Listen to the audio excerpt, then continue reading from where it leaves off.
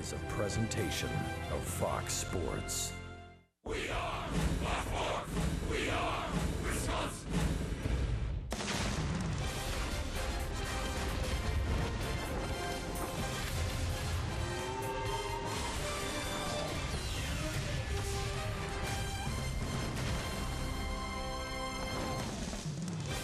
Well, here in St. Louis, they call it baseball heaven, and the heavens have opened up. It is raining hard, and they do not have a roof.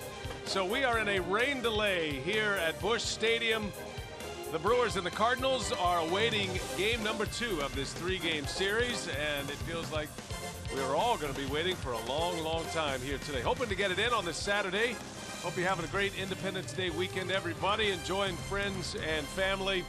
And at some point, we will play baseball, we think, but we don't know when. Brian Anderson with Bill Schroeder. And if you're a player right now, what's on your mind? I mean, how are you preparing for this game when you don't really know when it's going to start? Man, you're just hanging out. I mean, guys are probably playing a little cards. They're looking at some video. They're watching a movie. I'm not sure what's going on because the weather report and the ground crew is saying we're talking 4 or 5 o'clock in the afternoon. And I know the Cardinals and Brewers want to figure out a way to get this game in because the weather is supposed to be even worse tomorrow. The Brewers come back here to St. Louis in September, and it's a 4-game series. So if you think about it, if tomorrow gets rained out, you're talking a 6-game series in September. Nobody wants that. So they're going to stick around.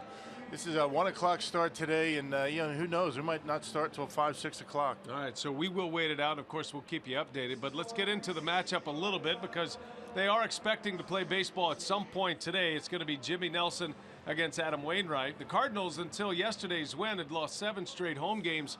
And Wainwright has not been his normal dominant self, and I think everybody here is wondering what's going on with him. Well, you think about last year. I mean, remember when he pitched against Milwaukee in April? He hurt his Achilles. He missed just about the entire season.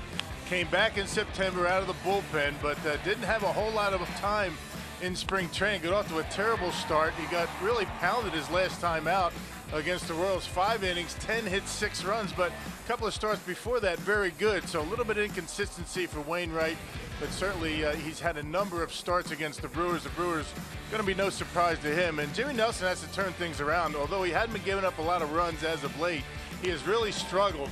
A couple of starts ago in Oakland, 5 innings, 1 run, but 105 pitches. Command wasn't all that great, and he walked 5 his last time out against the Nationals, but did not give up a run. So Jimmy Nelson has bent, but he hasn't broken. Hasn't won a game since the end of April. He needs to turn things on. Brewers need a win here, and Jimmy Nelson needs a win today. All right, so that's a pitching matchup, and I think both starters are certainly relieved that they're not having to get their full warm-ups in. They know they're not going to start this game on time. So they're probably happy that they're not going to waste a start here today by warming up completely, and hopefully they'll get enough advance warning. All right, let's send it down to Telly Hughes. He's standing by, our reporter today. We call him Umbrella Telly Hughes. And first of all, if you have an update for us, please pass it along, and then give us what you have on this pitching matchup today. Well, the update is pretty consistent with what you guys were saying, that the weather doesn't seem like it's going to let up anytime soon, and they're saying a start time could be as late as 4 or 5 o'clock this evening. We will definitely keep you posted. But going back to Jimmy Nelson, his last 2 outings have been much improved, but the base on balls have still been problematic. Nelson has only allowed 1 earned run over his last 10 innings, but he has issued 6 walks, and Craig Counsell said he will have to clean that up in order to move forward. The results Jimmy's got has been good. I don't think he's been, there's room still for him to get back to, I think, how he was in the month of May and April.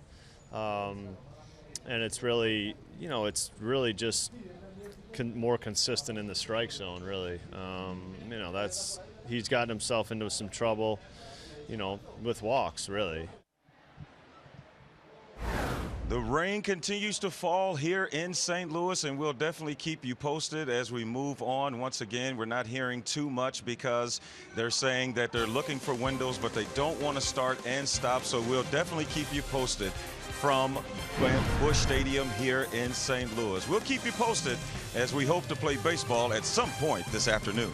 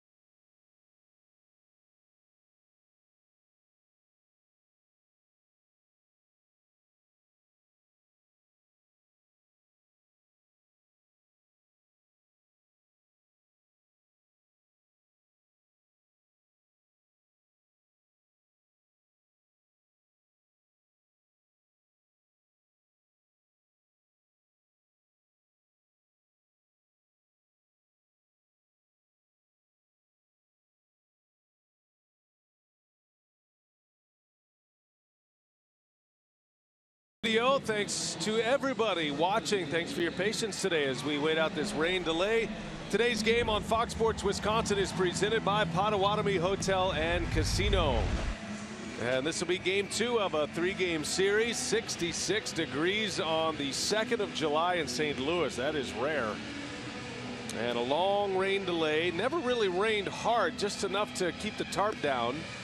And now there is supposed to be a window in place. They're going to try to squeeze this game in between thunderstorms. Craig Counsell, second season as the Brewers skipper, and he is trying to solve the puzzle of the St. Louis Cardinals this season. The Cardinals have won 5 out of 7 against Milwaukee this year. Potawatomi batting order for the Brewers. It goes Villar, Jeanette, and Braun at the top. Lucroy, Carter, and Nieuwenhuis in the middle. Perez, Flores, and Nelson round out the starting 9. Chris Carter, a solo home run yesterday as the Brewers lost yesterday's game by a final of 7-1. And they've had back-to-back poor showings on the mound. It was Garza yesterday, Davies the day before, but today Jimmy Nelson matches up against Adam Wainwright. Yeah, very unusual numbers for Adam Wainwright. His 6-5 record, earned run average over 5. You never really see that from Adam Wainwright. Start number 17, actually making start number 26 career against Milwaukee. Brewers have handled him pretty well. I mean, when you consider Wainwright's success, 12-8 is Wainwright against Milwaukee with a 2.32 ERA. First pitch on the way, and here we go from Busch Stadium. 2:47 is the official first pitch, so that makes that officially a 1 hour 32-minute rain delay to start this game. And Villar down the right field line. That's going to hook foul. And it's a ball and a strike. Let's check the Cardinals defensively today. They got a few changes out there. Yeah, brought to you by Menards. Tommy Pham out there in center field. You got Holiday and Piscotty either side of him. Piscotty got yesterday off. Garcia at third base. Diaz Wong up the middle. Brandon Moss at first. And Yadier Molina behind home plate. A lot of changes in that batting order today for Mike Matheny. Now Piscotty's the big bat that is back. He is dealing with a foot injury. Actually had a bruise. Got hit twice. Once by a hit by pitch. The other as he was going for a foul ball. The ball actually hit him on the foot in the same spot. So he's had problems getting into the lineup. Has not been available until today. And a swing and a miss. Villar strikes out, and that's how the day begins for Adam Wainwright. That signature pitch, the curveball, and a strikeout to start it. Jerry Meals is the crew chief. He's over at third base today. Had the plate last night. Sean Barber, Ron Kolpa, Chris Conroy, the other 3 umpires. Barber will call the balls and strikes here today. So 1 away. Here is Scooter Gennett.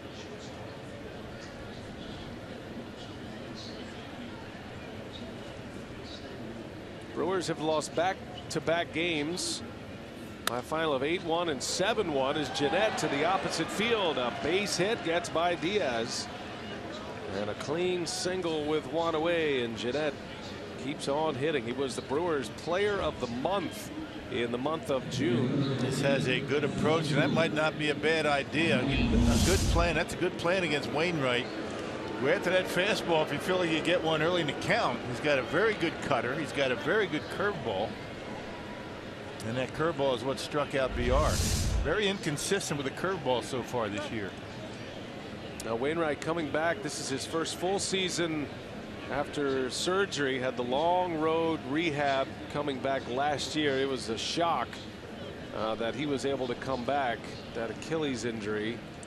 But he did. He actually pitched out of the bullpen for St. Louis as Braun bounces one. It's off the glove of Wong. He recovers and he's able to get the out at first. Cardinals have been plagued by very poor defense all year. They've committed the most errors in the major leagues. Not sure Wong's going to be able to turn a double play, but he certainly would have been able to get the lead out. Yeah, no doubt. The Cardinals committed 2 errors in yesterday's ball game, giving them 64 for the season. And Brony just comes up a little bit short at first base. And Wong back at second base today. It was Matt Carpenter over at second yesterday. Dead last in fielding percentage and the most errors committed in the major leagues this year, the St. Louis Cardinals. A couple of them last night. Jonathan Lucroy with 2 out and a runner in scoring position. Lucroy 0 for 4 last night. Did have a couple of hard hit balls for outs.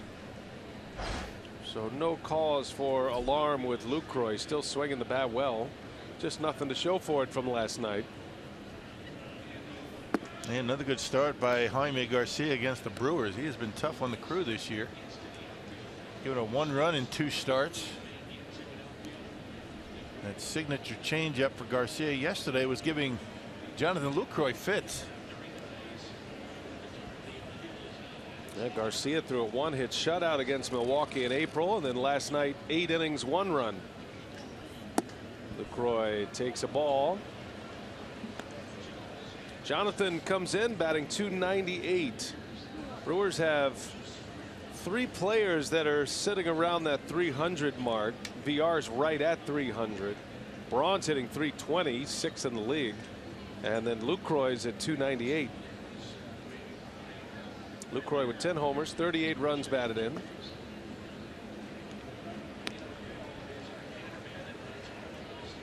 It'd be nice to get off to a good start today after the Cardinals kind of took it to the Brewers yesterday. It was a big inning for them in yesterday's ball game. Big 4th inning, 5-run 4th. Yeah, get a lead and give Jimmy Nelson some runs to work with. Trying to cash one in the 1st inning as Wainwright misses away and Lucroy will draw the walk.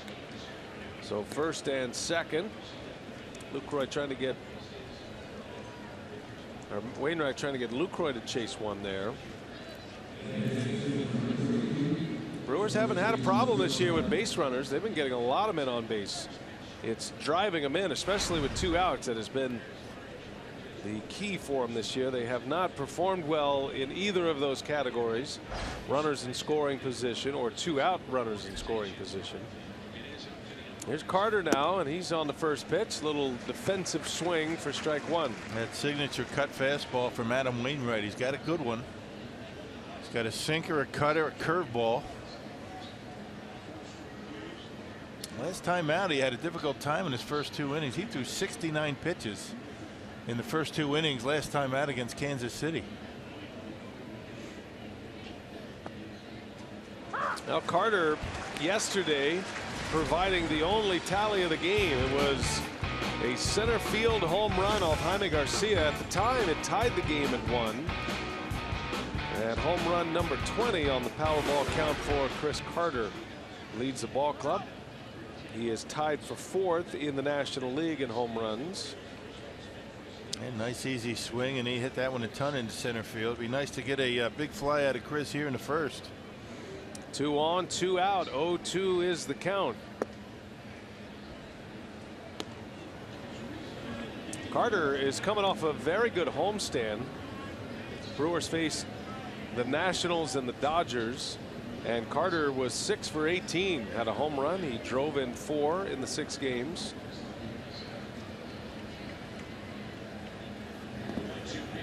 Two and 2. Good block back there by Molina. Keeps the runners in their spots at 1st and 2nd. A rare pass ball for Molina in yesterday's game. Let one get by, but ordinarily a brick wall back there. Nothing gets by him. Jeanette with a base hit. He's at 2nd. Lucroy walked. He's at 1st. 2 outs. And now a 2-2 count. Carter takes it off the plate. 3 balls and 2 strikes.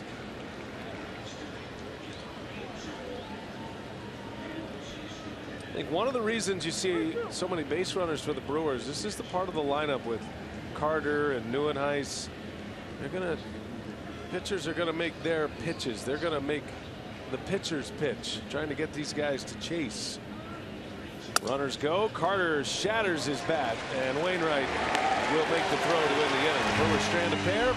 We're off and running finally after a long rain delay in St. Louis. Cardinals coming up.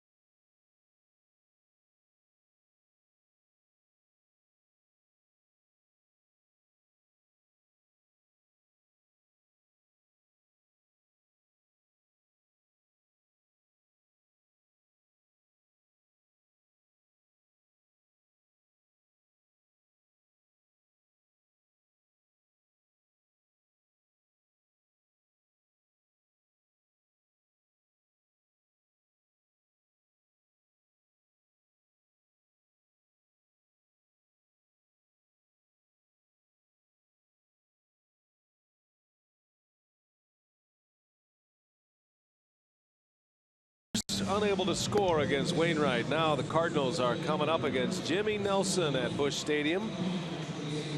And Mike Matheny back there somewhere. There's the fifth-year skipper of the St. Louis Cardinals. He's taken his team to the postseason in every year as a major league manager. That's a major league record. And the Potawatomi batting order for Matheny. Tommy Pham leading off. Matt Carpenter is away from the team, citing family reasons. Ledmus Diaz batting second with Matt Holliday, and then it's Piscotty, Moss, and Molina, Wong, Garcia, and Wainwright round out the Cardinal batting order against right-hander Jimmy Nelson, the big right-hander from Niceville, Florida, who is still searching for a turnaround. The numbers his last two starts have been okay. He's gone 10 innings and only 1 earned run in those 2 starts, but he has not been vintage, and he's had a very high pitch count in each of those last 2 starts. Got a man out to start it. Pham retired. As we take a look at the Brewers defensively, courtesy of Menard. Yeah, you got Braun, Neuenhuis, and Flores. It's the right-handed pitcher lineup for Craig Counsell. You got Perez getting a start at third base. No Aaron Hill today. V.R. Jeanette up the middle. Carter at first. Lucroy behind home plate. And Jimmy Nelson on the mound looking for win number 6. He hasn't won a game since May 29th against the Reds back in Miller Park. One gone. Here is Ledmus Diaz, who had a terrific performance yesterday. He was the best player on the field in yesterday's game. Diaz had 11 assists. It tied a Cardinal franchise record for rookies, for whatever that's worth. It's in the notes.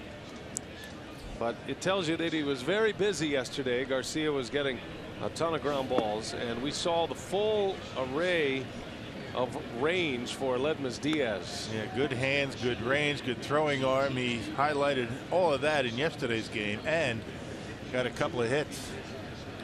He's hitting well. Diaz batting .318 coming in, has 10 homers, 41 driven in. He's having a monster year. Cardinals feel like they have found the shortstop of the future here as he turns on that one. That is going to hook foul, but hit a ton. Yikes. Yeah, no kidding, huh? Yeah, 10 home runs for Ledmus Diaz. I'm not sure what it was. It ended up middle in, and Diaz got out in front of it, hooked it. I had plenty to get out of here today. Some impressive pop in that bat. And now Diaz, a little flare. That's going to fall. And he can fly. He's thinking about 2. He will stop around first base. Maybe a slow track with all the rain. And good work out there by Ramon Flores to hold him to a single because he had double on his mind. Yeah, got jammed a little bit. So he hooks one foul to left and then dumps one down the line in right. So he covers both right field and left field pretty well. It might be a slow track, but keep in mind that outfield grass is probably a little wet. It's going to make throws from the outfield a little bit interesting today. Yeah, good point. I would imagine base runners would be aggressive today when possible because of a steady rain all morning on the playing surface here. They had the tarp down, put the tarp down this morning about 9:30, 10 o'clock range, and no batting practice. And then an hour and a half plus delay to finally get started. Yeah, they were talking early this morning about not starting until maybe 5 o'clock. So the rains have subsided for now. Question is how long it's going to hold off. Another front coming in. Still just it's a light rain falling right now, just enough to be annoying. And that's kind of what the report is, that it's just going to pop on and off. There's not a real strong rain in the forecast until tomorrow. Brewers are going to play a final game tomorrow, they hope. There's that light rain falling. Clearly seen on your HD television. Matt Holliday with 1 away. 1 ball, 1 strike on the big slugger, Holliday. And that's a good place to pitch him right there, up and in. But you know, every now and again he's going to look in there and he'll hammer one out of here to left. And he's looking to go up the middle and the right center. That was a good pitch that time by Jimmy. Jimmy fastball command last time out, not very good. He walked 5 batters his last time out. but did not allow a run. Well, Holiday, they'll ask if he went. Yes, he did. It's a strike. Holiday's not happy with that call, but it looked to be a swing. And it's 1 ball and 2 strikes.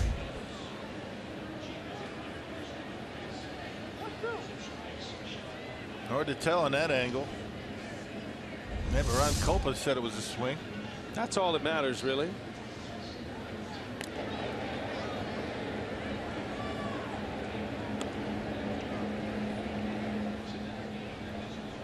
Jimmy threw 91 pitches in 5 innings in his last start, had 105 in 5 innings in his start at Oakland. And those are his last 2.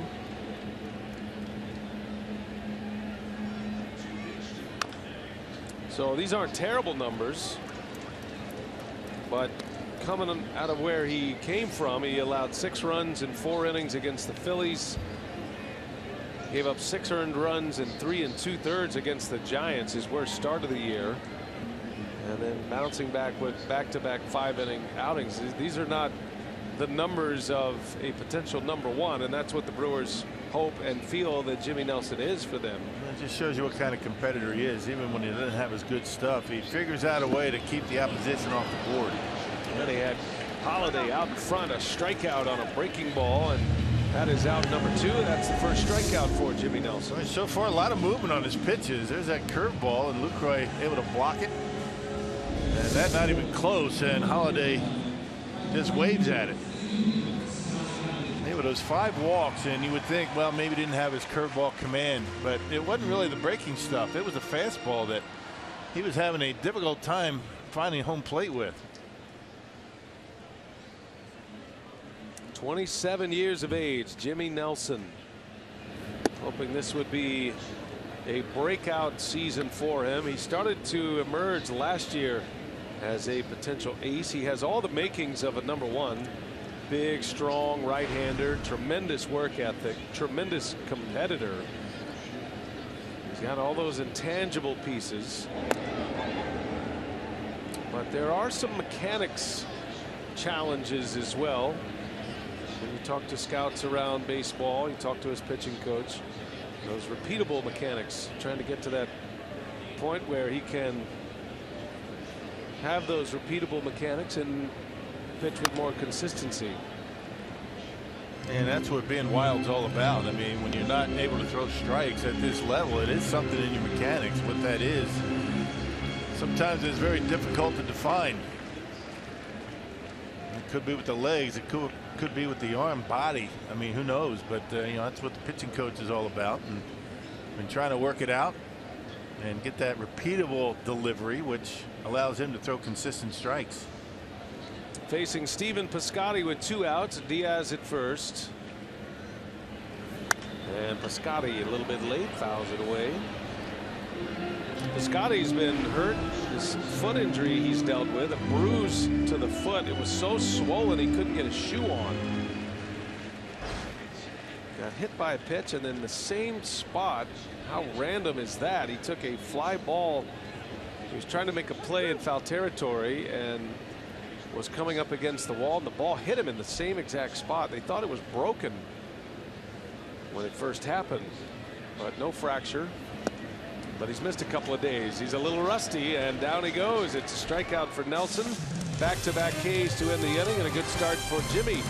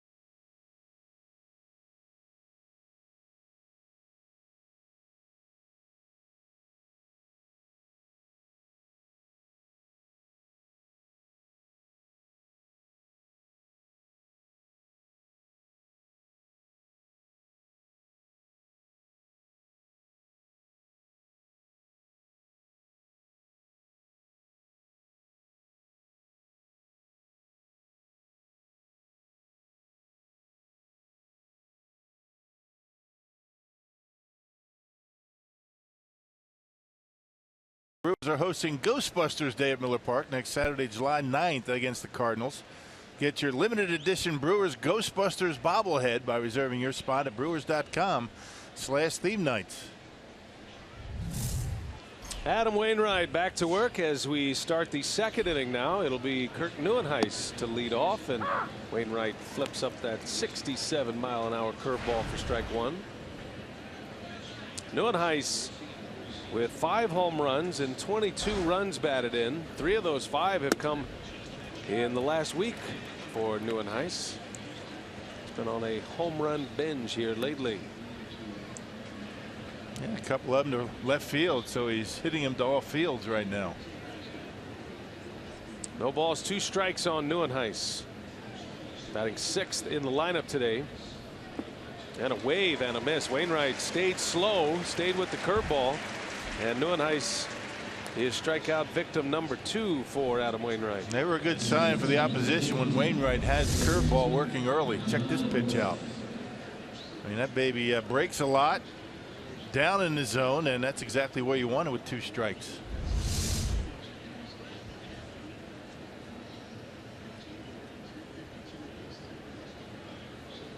Hernan Perez starting at third base today.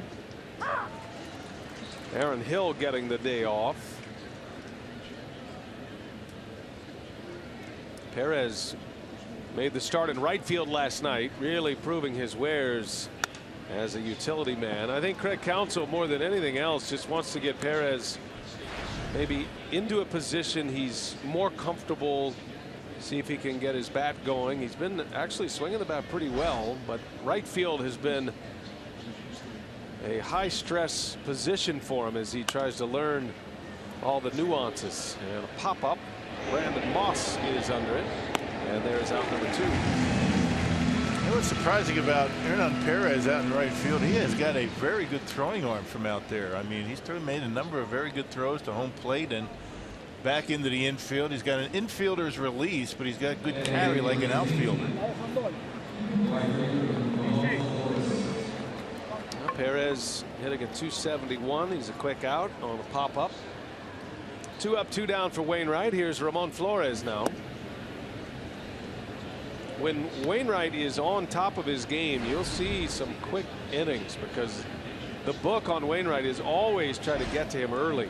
You don't want to get deep into a count. He is a strike throwing machine, but things have been a little different for him this year. His earned run average is over 5. He's not pitching like the Adam Wainwright that we've seen in the past, and you just wonder if the injury has anything to do with it. He did rush back last year to be a part of a postseason team, and amazingly he was able to get back. Nobody gave him a chance to make it back prior to the end of the season, and he did it. It's one of the tough Achilles injuries. There's a base hit. Flores turns one around and a 2-out single.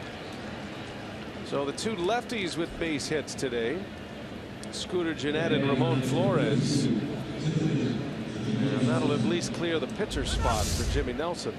Now this is what you got to do. Take advantage of fastballs. That's a 2-seamer that stayed up, and Flores able to hit it hard into center field. Well, you mentioned that you have to get to Wainwright early. That's what Kansas City did his last time out. Jumped on him early. He settled down as the game went on. Threw 69 pitches in the first 2 innings. And even the Brewer pitcher up there hacking at the first pitch, Jimmy Nelson. Cardinals just lost 3 out of 4 to Kansas City. They had lost 7 consecutive home games until their win over the Crew last night. They haven't lost that many home games in a row in 4 years.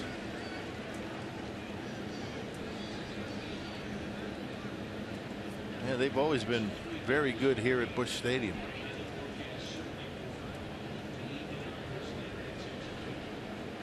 No balls, 2 strikes to count on Nelson. Actually, I got my stats wrong. They hadn't lost 7 in a row at home since the early 80s. They're just coming off a losing month in June. They haven't had a losing month in the major leagues in 4 years. That was the more impressive feat. Right.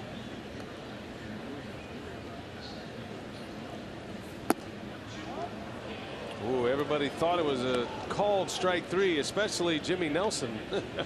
And Yadier Molina was on his way to the dugout.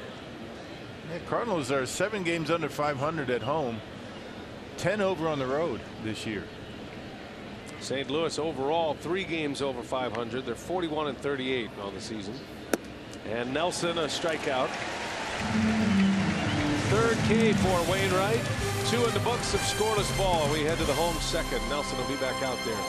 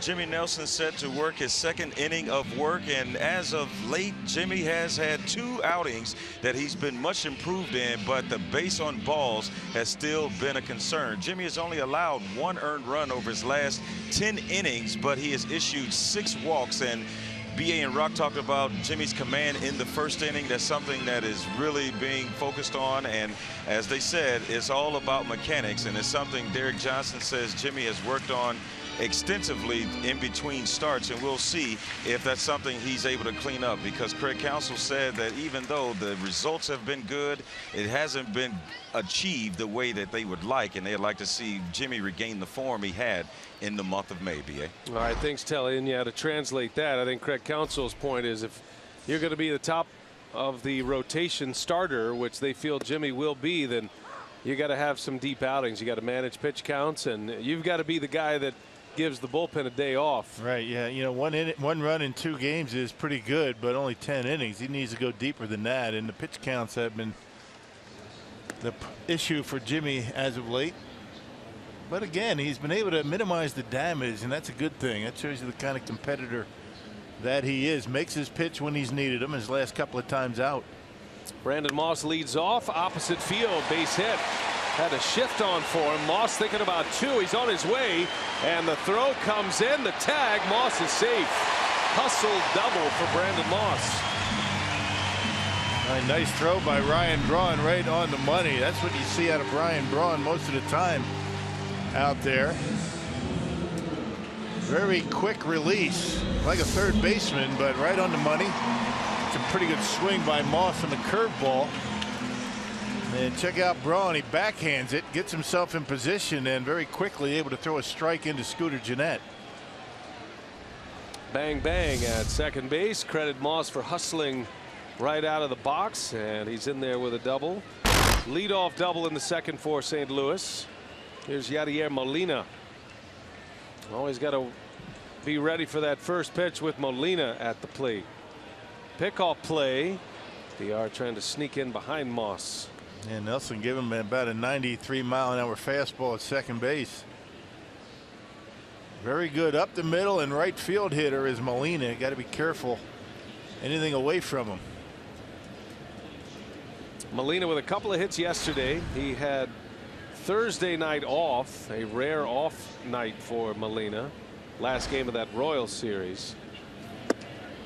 Cardinals do have their backup catcher back after knee surgery, Brian Pena.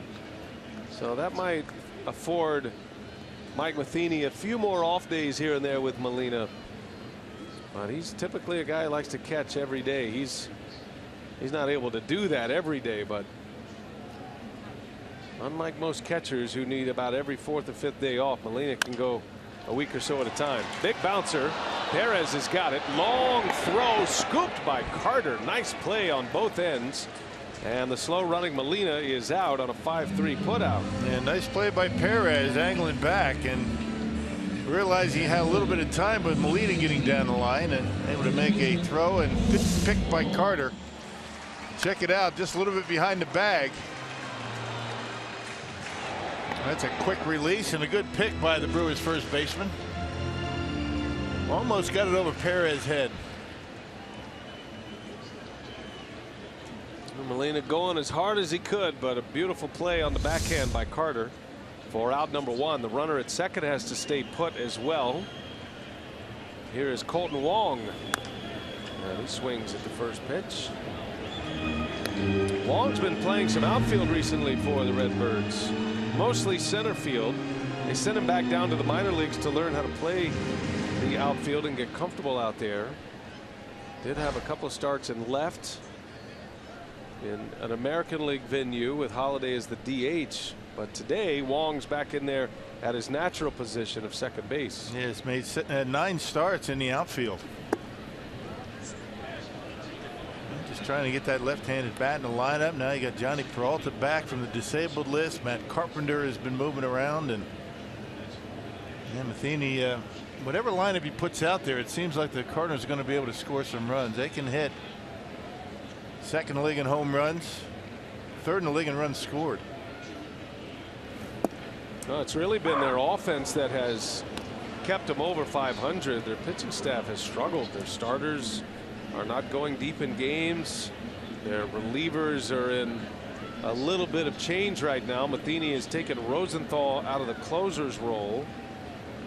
And really no defined roles. I think it's open audition season in that Cardinal bullpen for now.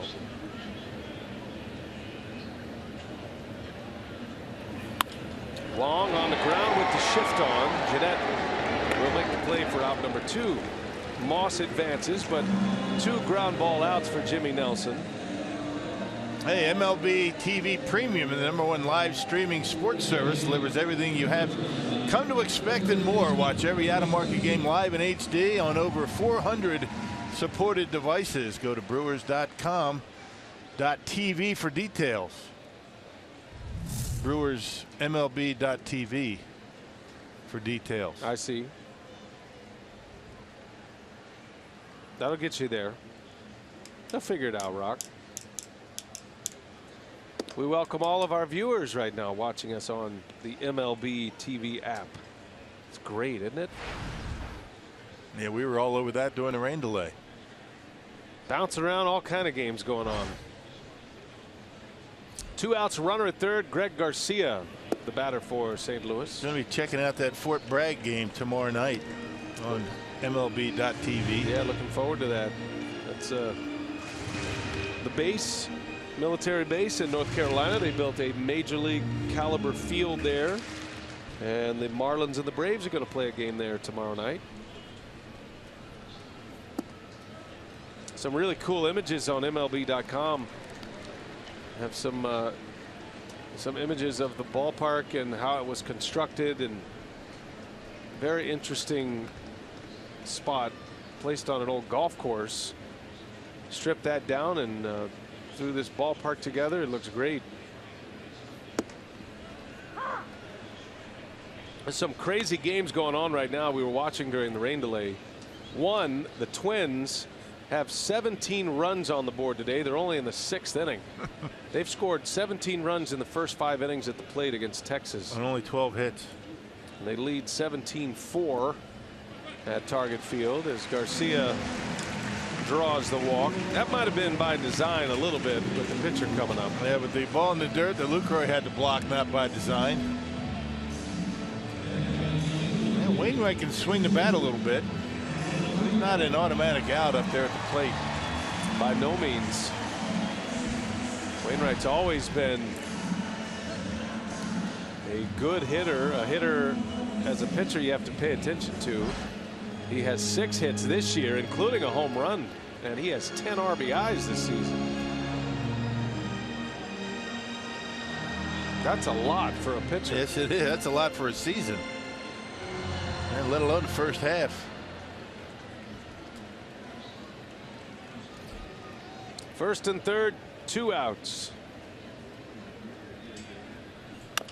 And Wainwright swinging away at that first pitch. Another note in Major League Baseball that we're watching today, they're in the 9th inning in Toronto. The Blue Jays lead the Indians. Cleveland's 14-game winning streak might soon be coming to an end. It's 9-6 Toronto. Those two teams played a 19-inning game yesterday. Turned around and played a day game today. Ouch. Darwin Barney, the second baseman, losing pitcher. That's right.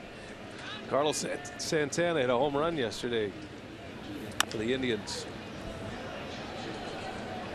Had position players pitching. We had pitchers hitting. Fernandez had a key RBI double for the Marlins in their win over Atlanta. Those two teams are underway as well. Marlins have been a surprise team in the National League. They went out and got Fernando Rodney. Picked up closer. 6.5 back of the Nationals. There goes a runner, and Wainwright pulls one foul, almost wiped out Moss. How about that? Running on the pitch is Garcia.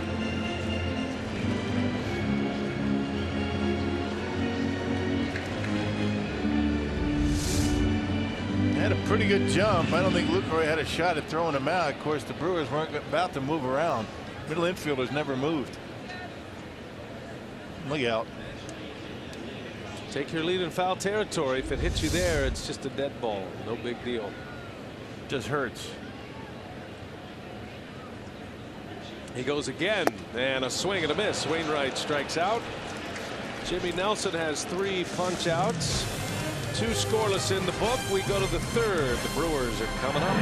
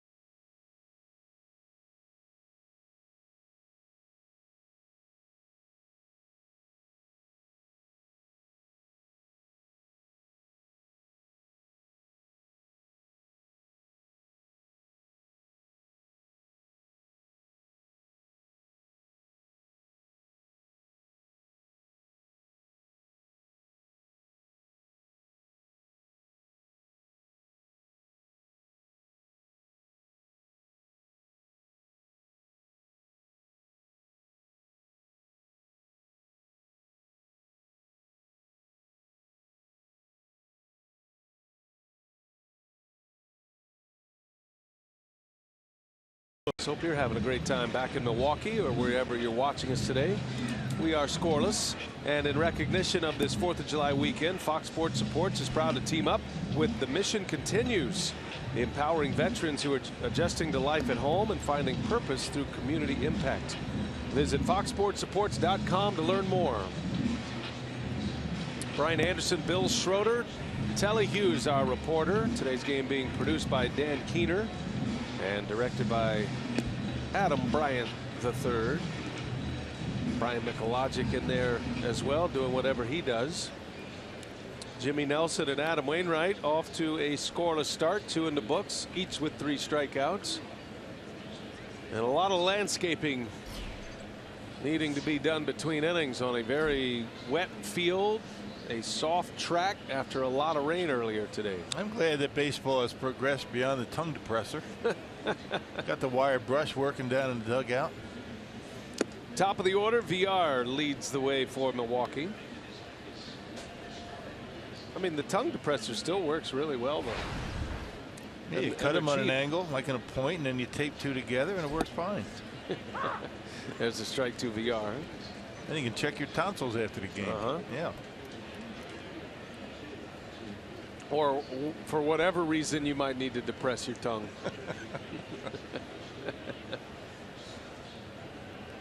One ball, one strike. VR up the middle, top spinner, and that's through, a base hit.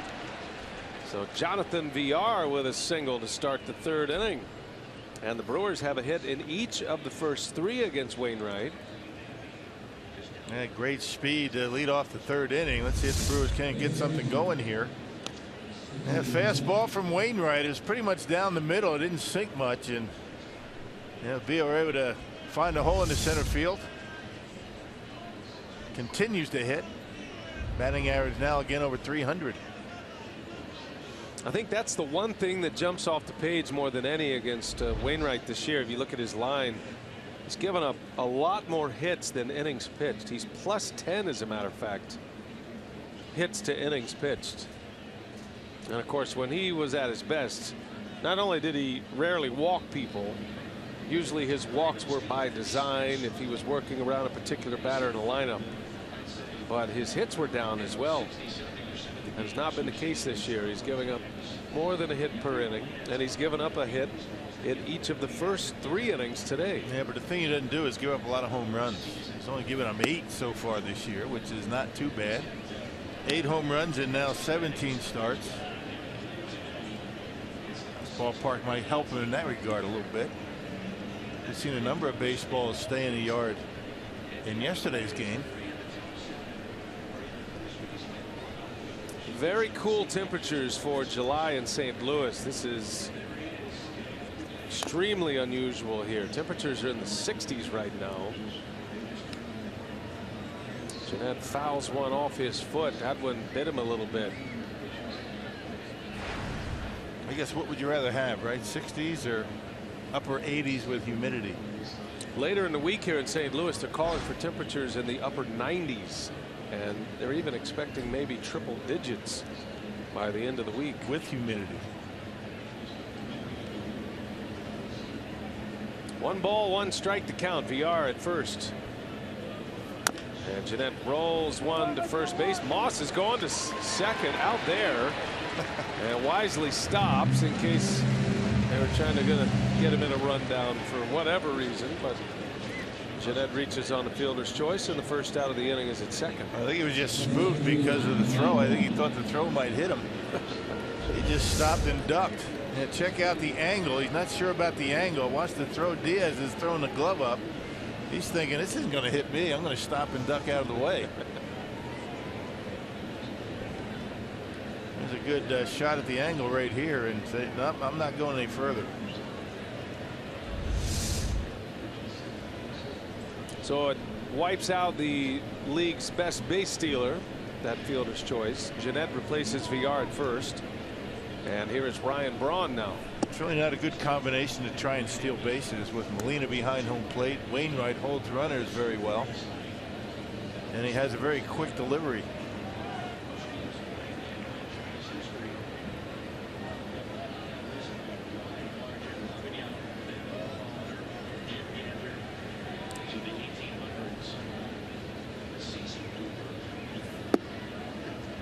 Well, these are the matchups we'd love to see.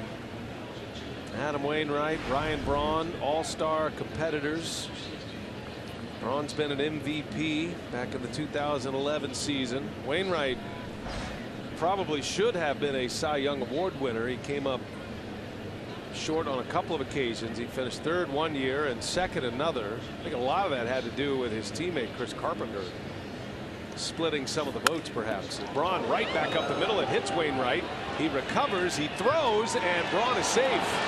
And Wainwright is pointing to his own dugout, thinking he has an out. Yeah, it looked to me like that was a little bit closer than I think you'd like it to be if you're a Brewers fan. Mike Matheny was on the top step of the dugout right away, and they want to take a look at it. And they will go to a replay that hit the back of his heel. And a good recovery. Stayed patient. Yeah, tough break for Braun. That would have been a base hit had it not hit him. Kick save.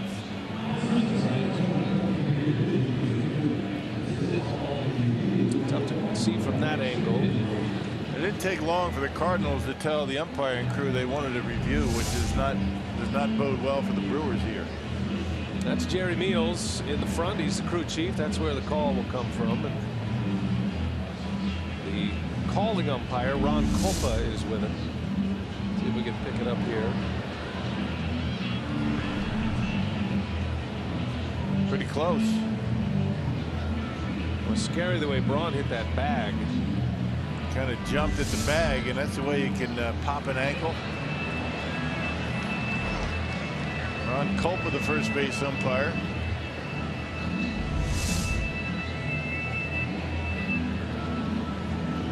Well, if that's where it's in the glove, he might be out, but who knows? Yeah, and the call will be overturned. So Braun is out. I think Bronny knew it the way he ran off, and not really a surprise for him. Players always know. That was a nice play by Wainwright. Talk about, you know, the ball hit him, but then the ball bounced and kicked off the back of the mound, rolled away from, still able to make the play. Second out in the inning. Matheny will maintain his challenge with the overturn. And here is Lucroy with a chance to put the Brewers on the board. 1 minute 13 seconds it took to review that. That's from the time they put the headsets on. Same situation here as the first inning. Man at second, first base open, and it looked as though, you know, the Cardinals pitched around Lucroy.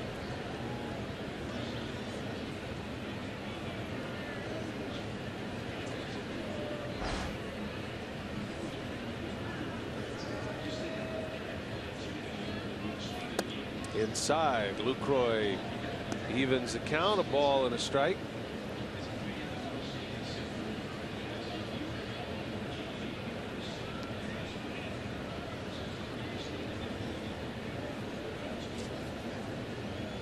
Jeanette at second. He reached on a fielder's choice. Villar started the inning with a single. And Lucroy up the middle, backhanded by Wong, and that will retire the side. So the overturn call, and Wainwright puts up another 0. We go to the bottom of the third. The Cardinals are coming to bat.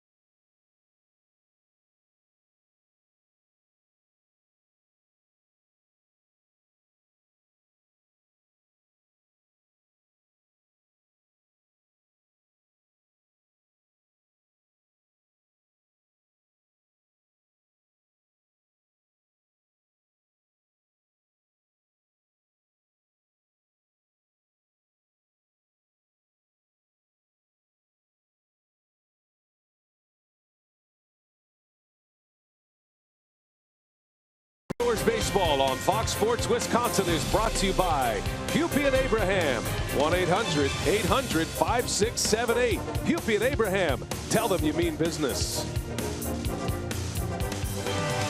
Now the rain just steady falling here at Busch Stadium.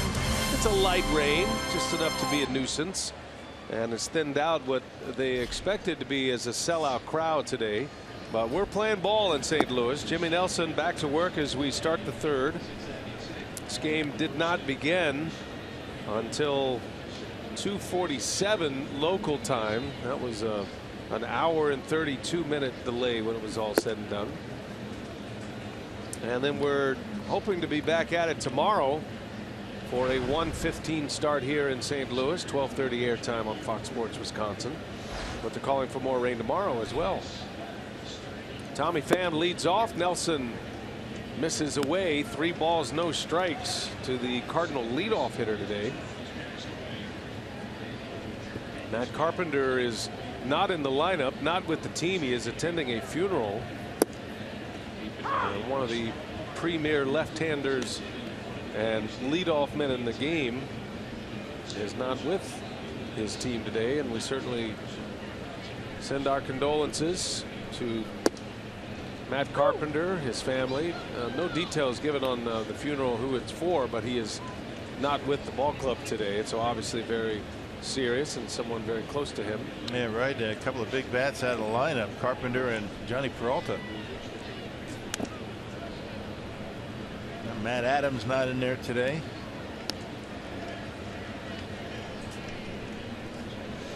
Well, Mike Matheny has been searching for the right combo. His offense has been going along fairly well.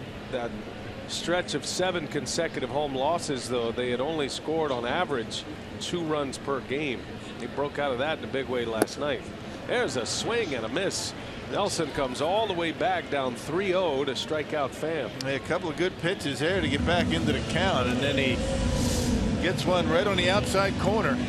That's a dandy of a pitch right there. I mean, you can't walk it across better than that. Well done. A comeback sinker for Nelson. Well, fastball command much better. We were talking about that when we came on the air. What was that, 1 o'clock? Maybe you forgot. But a lot of the 5 walks that he issued last time out were on fastballs. Just couldn't find the command of that pitch, but so far so good today. Gets ahead of Aledmys Diaz. Talented young shortstop. Diaz hails from Cuba. You can see a little bit of the remnants of a black eye on his right eye. He took a foul ball off that eye. Chopped it right down on the plate. It came back up and hit him in the face. And he missed 3 games. He just returned to the starting lineup yesterday. It's a big bat out of the lineup. One of the reasons why they had a difficult time against Kansas City. 1 ball, 2 strikes on Diaz. On the ground, right to Perez at third. Good throw for out number 2 for Jimmy Nelson. Hey, this summer every Friday is a free shirt Friday off fans at Miller Park. This Friday, July 8th, as the Brewers take on these Cardinals. We've got a Hank Aaron player tee featuring Hammer and Hank's number 44 on the back, courtesy of 94.5 KTI Country. The Hammer. It's a good looking t-shirt. 2 away, Matt Holliday coming up. Strikeout victim in the first inning.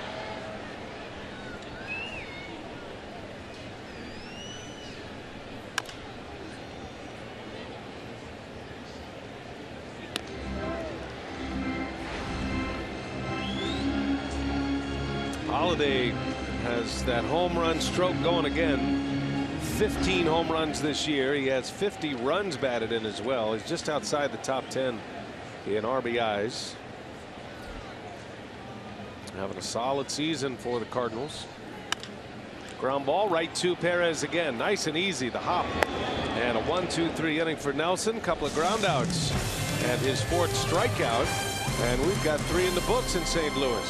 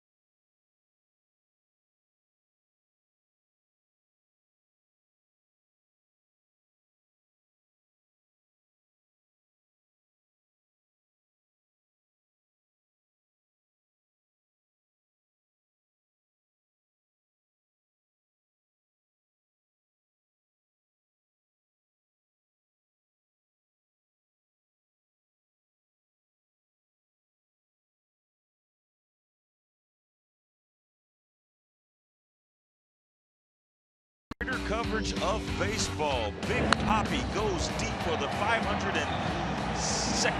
22nd time in his career, and that's 19th. He passes Willie McCovey, Frank Thomas, and the great Ted Williams. As we take a look at some other news and notes, Jason Hamels allowed 10 earned runs in 4 innings last night, 5 home runs in the Mets' 10-2 win over the Cubs, and Rajai Davis hit for the cycle, and the Indians lost their first loss in 14 games as that 14-game win streak comes to an end. 9-6 was the final from Toronto. VA. All right, Telly, thanks. The Tribe had been a big story. What a summer in Cleveland, right?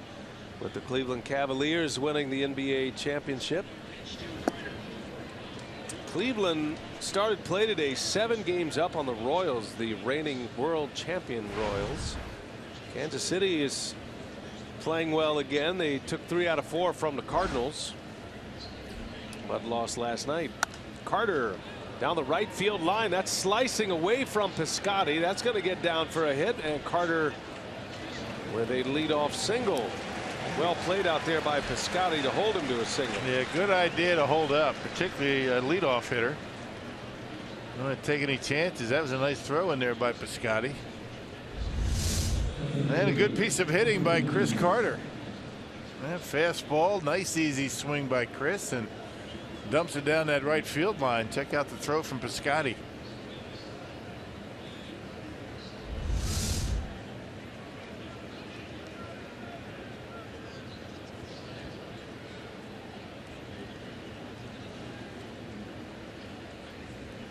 So a lead runner on for Neuenhuis, a strikeout victim his last time up. Wainwright has 3 strikeouts. One of those the pitcher Nelson.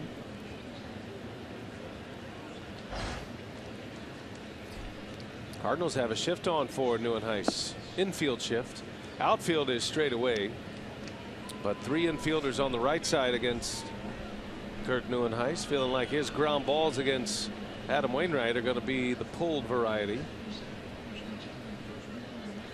Well, Neuenhuis has had a lot of success with fastballs down about mid-thigh to about the knees. And he pulls one. Moss has it out at second. The turn is in time. That was a terrific catch by Diaz. Not a great throw by Brandon Moss, but Diaz made the play and turned it into a double play to wipe out the lead base hit. Yeah, too big, as Neuenhuis hit that one pretty well. One hop. Diaz able to make the turn on a bad throw. Moss able to get back. So tough luck for the Brewers. Neuenhuis hit that one right on the nose, but right at the first baseman.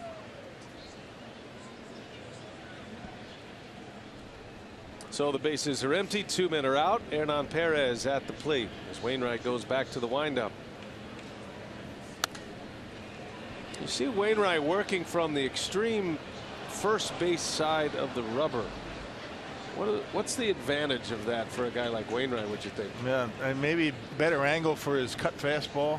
Maybe when he throws the cutter, it's not going across home plate. He's able to catch the corner a little bit better. Right off the end of the bat, Wainwright makes that look easy.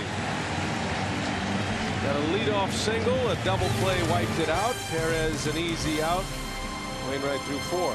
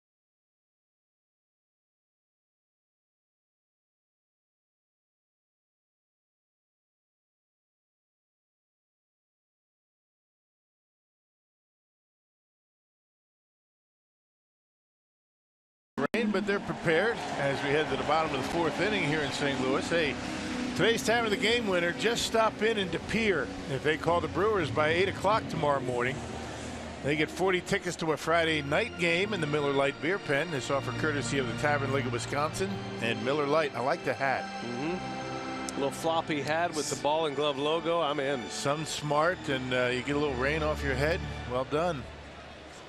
I got to go make an investment in one of those. Put that in my golf bag. Jimmy Nelson back at it. Piscotty leads off. First pitch breaking ball is in there for a strike. Nelson has good command today. This is a good sign. He's only issued the 1 walk, and I think that was a little bit by design. Ground ball to short. Villar gloves it and fires low, and safe is the call. That ball might have been wet. Didn't look good out of Villar's hand. Villar's had a little bit of difficulty throwing a baseball. You remember he made a tag back in Miller Park. He kind of jammed his wrist, but that was on his glove side. But check this out. I mean, the arm drops and the ball is really a short hop. Good play by Carter to keep it in front of him. But he's had a little bit of an issue throwing the baseball. That's going to be an error. And the error is starting to stack up a little bit for VR. Piscotty is aboard to start the inning on an E6, bringing up Brandon Moss. And it seems like VR's throws, he's getting on the side of him a little bit, you know, early in the season. And he's getting on top, and those true throws over to first base. Sometimes when you start getting a little bit tired, your feet get a little bit lazy and you rely a little bit too much on your arm.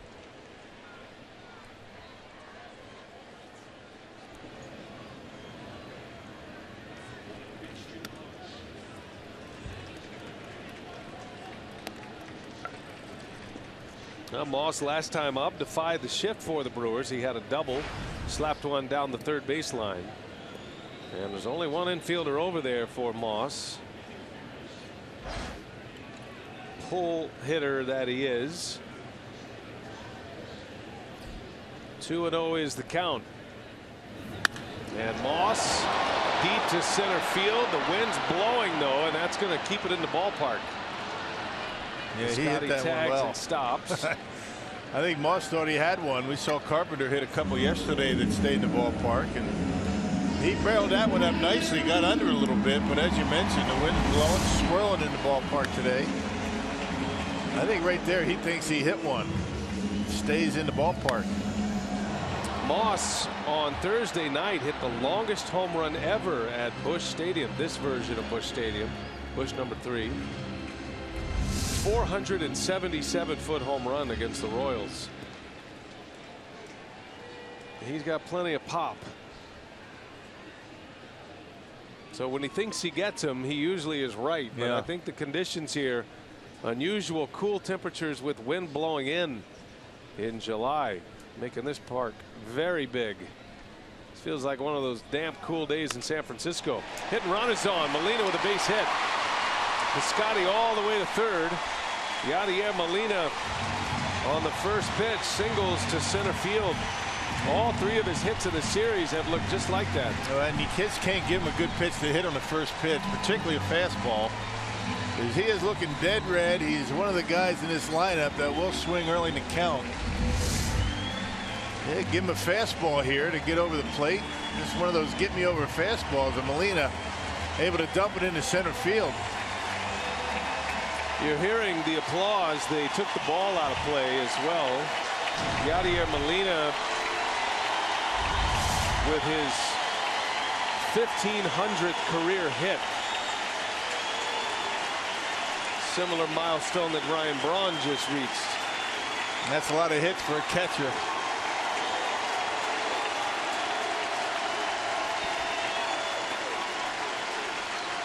Well, they love Yadier Molina here. He's been a great player for them.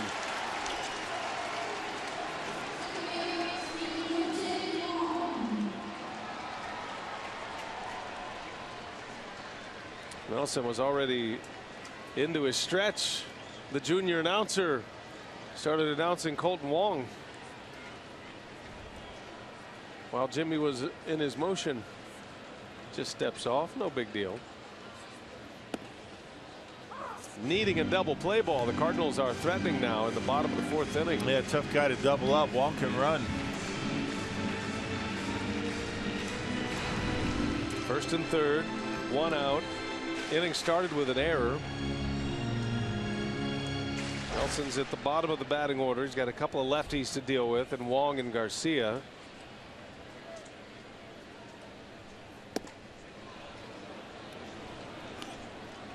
These two guys have to look at the lineup when they're in it together and just be amazed every time. They were teammates at the University of Hawaii, and they're both teammates again in the big leagues at the same time. It's an incredible story.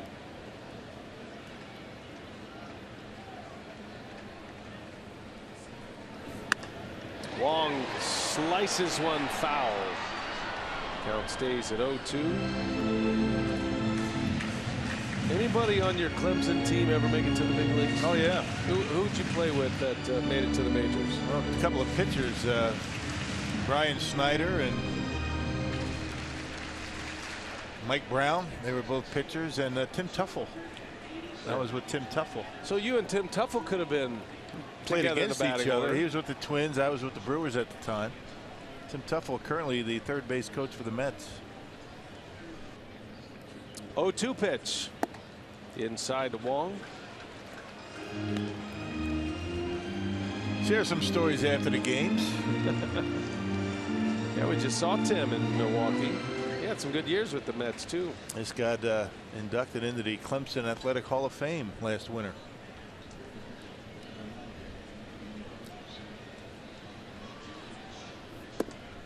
Two now to Wong.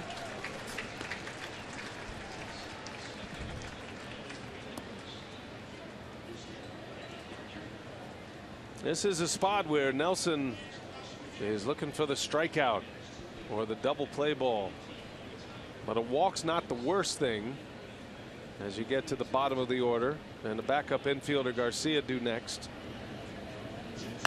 And Wong in the air, right field, long run, it's down. That's trouble. Gets by Flores. 1 run is in. Molina is going to be waved home. And Wong right behind him. He'll stop at 3rd, but 2 runs are in on a misplay by Flores. Cardinals have the lead in the 4th inning, and the Brewer defense not doing Jimmy Nelson any favors. Yeah, it didn't take a very good route at Flores. He went back and then around. It was kind of a banana route out to the gap. Yeah, fastball up and away, and I guess if Flores had to do over again, he'd not only take a better route for it, you can see the way it goes back and then comes in. Should have made the catch, and once he took that bad route, you play it safe. Run's going to score anyway. It was going to be a sac fly. You make the mistake, it gets to the wall, and Molina able to score from first.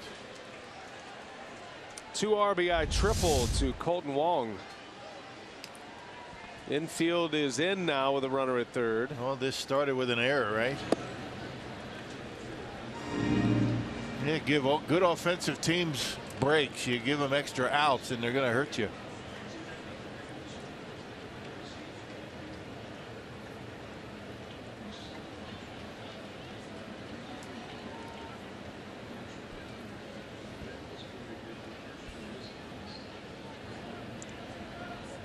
Garcia shows bunt, gets it down. Wong will score. Nelson late. Squeeze bunt, single. Boy, that was about as good a bunt as you could lay down right there. I mean, that was a beauty. Not much Jimmy Nelson can do about that. And Garcia with a base hit. That wasn't going to go foul either. That was just going to stick right into that wet grass. That Brewers down by 3 runs, and that's a big deal early in the game today, because with the rains coming, you don't know how long this game's going to go. I mean, it's got, 5 innings is an official game. And when you're down 3 runs in the 4th inning, with the rains on the way, it's starting to rain a little bit more now. That's not good. That's a good point. 1 out, runner at first. 3 straight hits. Inning started with an error. And more troubles for Jimmy Nelson. Could have had a better fade with better defense, though. And now Wainwright turns on one. That's back. Braun is there. And that is out number 2. Hard hit ball by Adam Wainwright. Not afraid to take a nice hack is Adam Wainwright, especially when he gets one to hit. Fastball in, pulls it, and right at Braun. Wainwright has been used as a pinch hitter this year. Matter of fact, he had a base hit and drove in a couple of runs. Is he in your pitcher's home run derby? You know, I think you might be. I'm going to go ahead and put him in there. How many can I have? Many as you want. It's your I just deal. want to make sure there's a spot for Bartolo Colon. It's your contest. That's all I'm really concerned about. You make the rules. He'd be in there.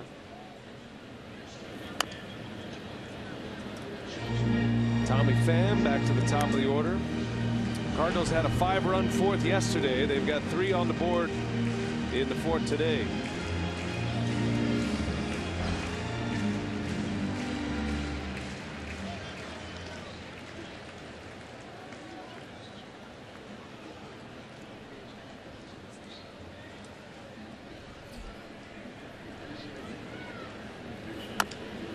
Big bouncing ball. Perez trying to cut it off. Gets by VR as well. And knowing they had to hurry, Pham has great speed. Yeah, that'll be a hit. Took one shot at it, and Pham is aboard, and the inning is alive. The only guy that had a chance to get the out would have been Perez. Once it got to VR, wouldn't be able to throw him out of first base. High chopper in front of home plate. The only chance was Perez, and his chance wasn't all that great, but he did have the only shot at getting him. Actually, VR does a nice job just keeping it in the infield, or Garcia might have ended up at third base.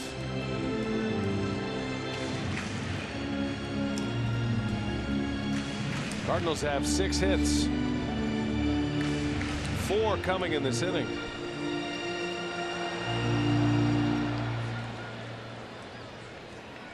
Two of the 4 are infield hits in this inning. 2 on, 2 out, 3-0 Cardinals. And Aledmus Diaz at the plate.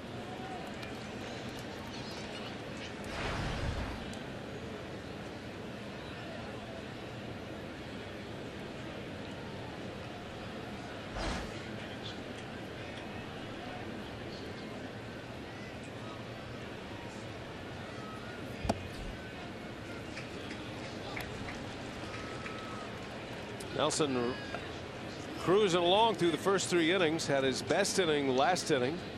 3 up, 3 down with a strikeout. But an E6 to start the inning by VR has opened up the door for St. Louis right off the end of the bat. Nelson will make the play to end the inning. 8 batters come to the plate, and the Cardinals score 3 on 4 hits and an error.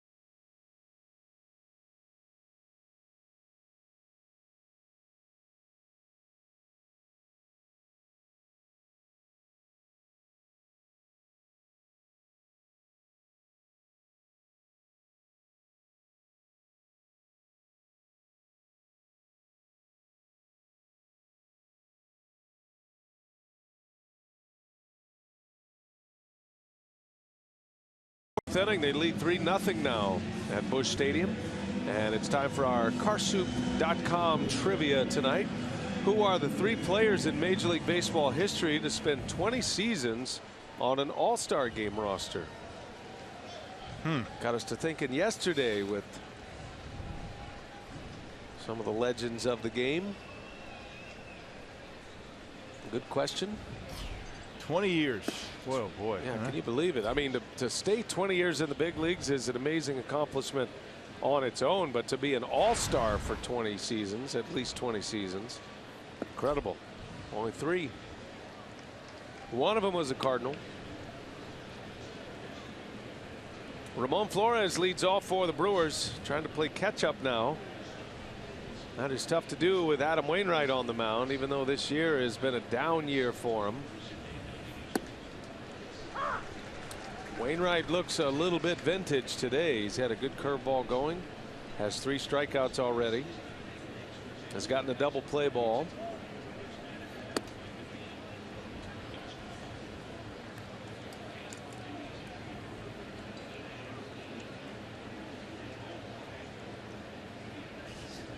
Flores had a base hit in the second, one of the 4 Milwaukee hits.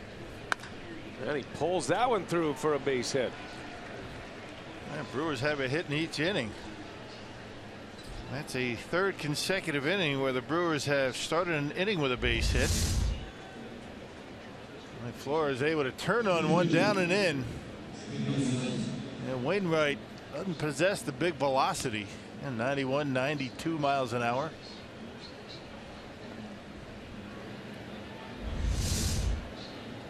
And a visit to the mound here. All the infielders are in as well, with the pitcher Nelson coming up. Quick trip to the mound to talk a little bunt strategy, I would guess.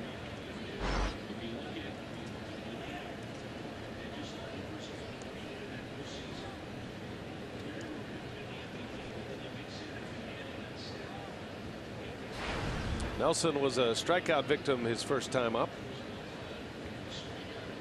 Of the 3 runs that scored for the Cardinals, only 2 earned. Brewers have not played well defensively in this series. Some are showing up as errors, others just miscues, bad routes, or throwing to the wrong base and whatnot. I think that's what's got Craig Counsell more frustrated than anything else. Nelson pulls the bat back and fouls it back. They got a piece of it, the old butcher boy. Got the corner infielders crashing, and pull it back and take a hack. Try and put it on the ground somewhere. Light rain continues to fall. So you got to think about that as these infielders and outfielders pick up a baseball on the ground, a wet baseball. And Nelson had his knees buckled. He bunted right through it. Strike 2. That Wainwright curveball, it stuns you when it leaves his hand, because I would imagine it looks like a fastball coming at your head. And then it's got the huge break, and it's a slow pitch anyway. It's a change of pace pitch for him. He can throw it as slow as 65, 66 miles an hour. That's a harder version at 73, and that's a foul ball and a strikeout for Wainwright as Nelson is retired. Not a lot of velocity on it, but it still breaks very quickly. That's because of the amount of spin that he gets on that curveball. There it is, straight down, and bunts it foul for the first out of the inning.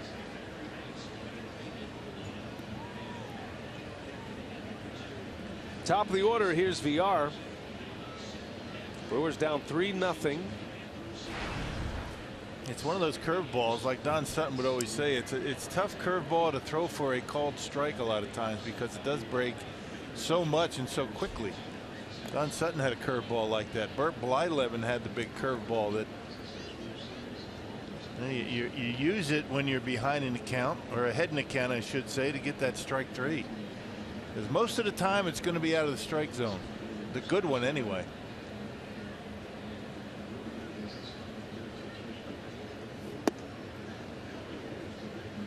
Now, looks like Wainwright will change speeds on that curveball. Throw it at different miles per hour, different arcs. He's got that get over version, which just kind of flips up there. Yeah, first pitch curveball to get a strike. Get hitters off the fastball.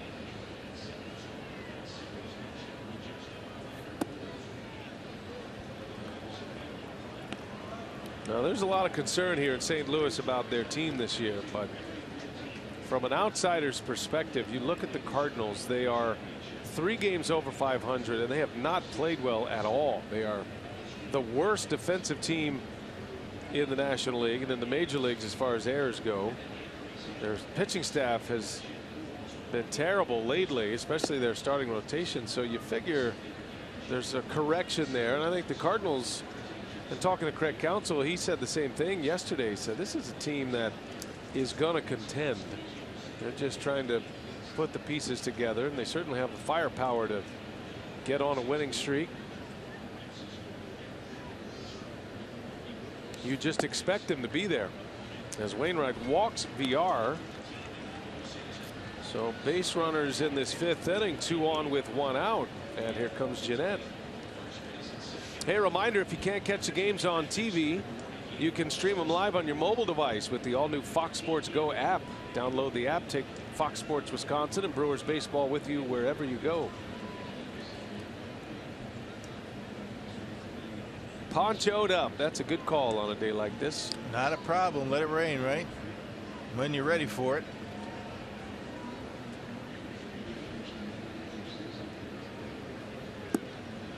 When you talk about all the problems with the starting rotation of Trevor Rosenthal, the closer, no longer in that role. And I mean, they're still 6th in the National League in team earned run average. Right. It's a .392 earned run average. I mean, not terrible, but certainly not living up to the Cardinal standard of pitching. But their offense is making up for it. No balls and a strike on Jeanette. You saw his day at the plate, presented by Wendy's.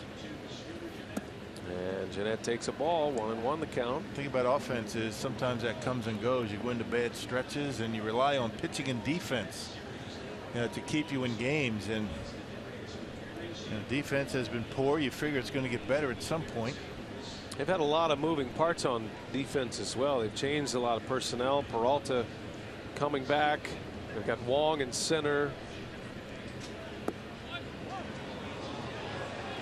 I don't know, maybe just the Brewers as an opponent, but you look up and down at the Cardinals roster, this doesn't look like a 500 team you're dealing with here. This looks like a contending team. They still have Wainwright and Garcia and Martinez. That's a pretty solid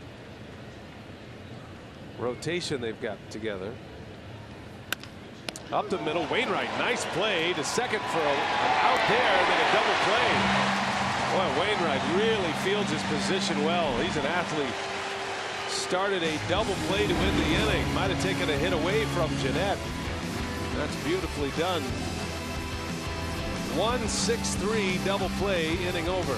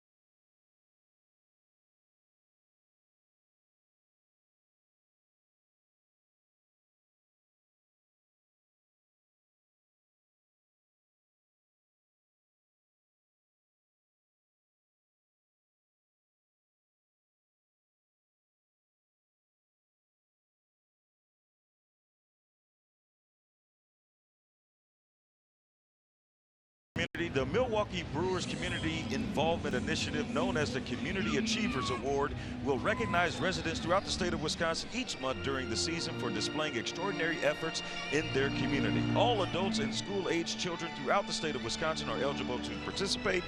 To nominate someone for the Community Achievers Award, visit Brewers.com and click on the Community Foundation tab. B.A.? All right, Telly, thanks.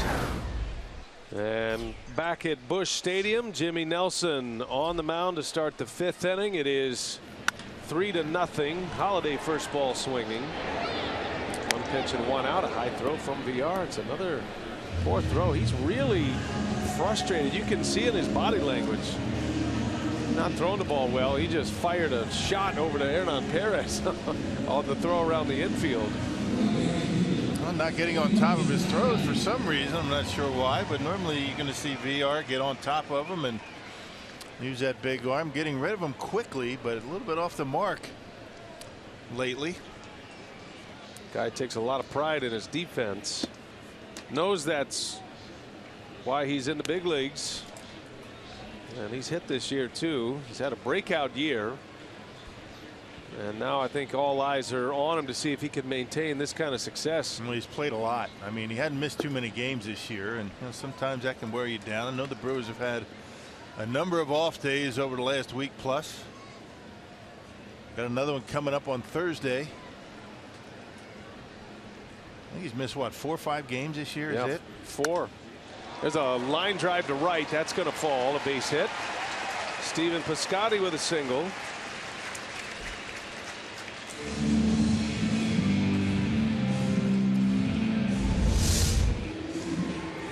Piscotty going to the opposite field on a fastball pretty much down the middle of the plate.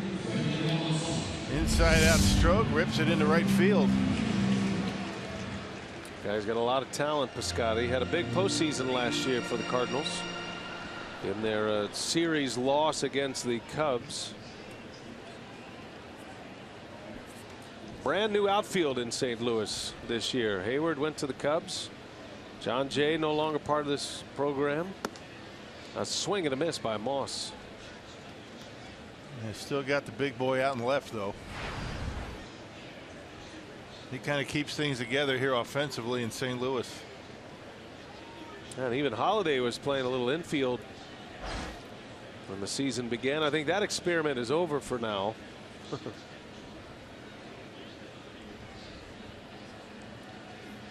Moss, a big hack. 0-2 the count.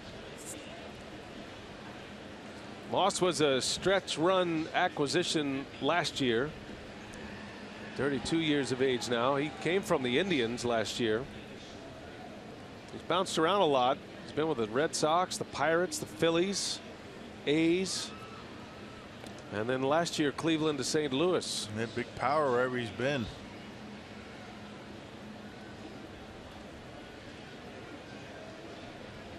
Yeah, 17 home runs in just a little over 200 at bats. Pretty good ratio. He hit 19 combined last year between Cleveland and St. Louis. He's having a much better year and much more regular playing time with the Cardinals. There was really no room for him last year in the outfield or first base. A lot of his at-bats came as a pinch hitter and then those occasional starts. I wouldn't call him a regular, but he's semi-regular. Yeah, right. I mean, but that's why you get a guy like Brandon Moss, a veteran guy that can come off the bench once in a while and be productive, give you a home run, a good at bat. Teams looking to go to the postseason want a veteran bench. You don't want young kids on your bench. Moss had hip surgery a couple of years ago. Cardinals took a flyer on him. He wasn't playing a whole lot in Cleveland and wasn't producing certainly like he is now, but as the season went on they felt like he was going to be able to get healthier and healthier. Finally ready to begin a healthy season, fully healthy, and he's responded. Thriving here in St. Louis. Half swing foul.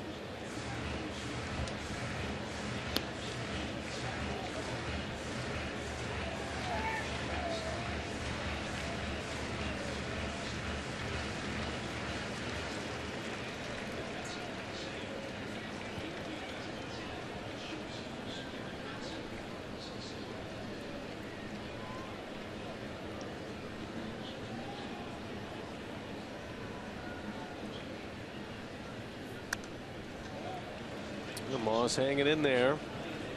Now stays at a ball and 2 strikes. Things got so bad for Brandon Moss that he almost quit the game. He was ready to give up. He was going to go be a firefighter in the 2011 season. He wasn't healthy, wasn't playing well. That at that time was with the A's.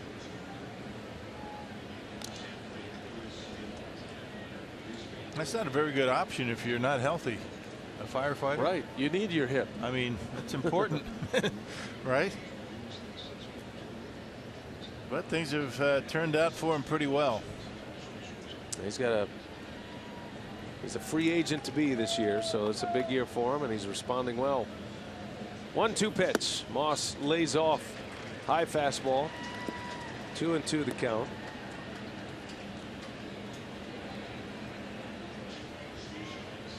Moss gets to start at first today. Matt Adams is there periodically. Sometimes Piscotty plays first. 77 pitches for Jimmy Nelson. We play in the 5th inning. Brewers down 3-0. All 3 runs coming last inning in the 4th.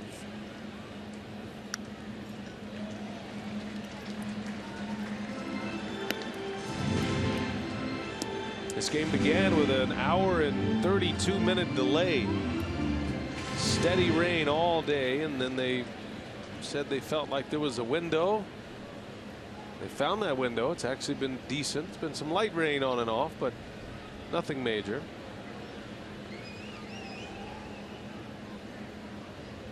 On a cool, wet afternoon in July.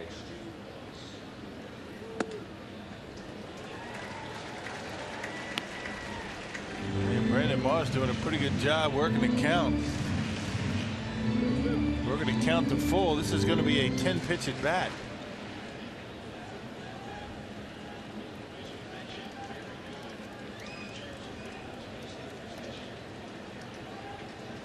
Full count. Runner goes. Swinging a foul.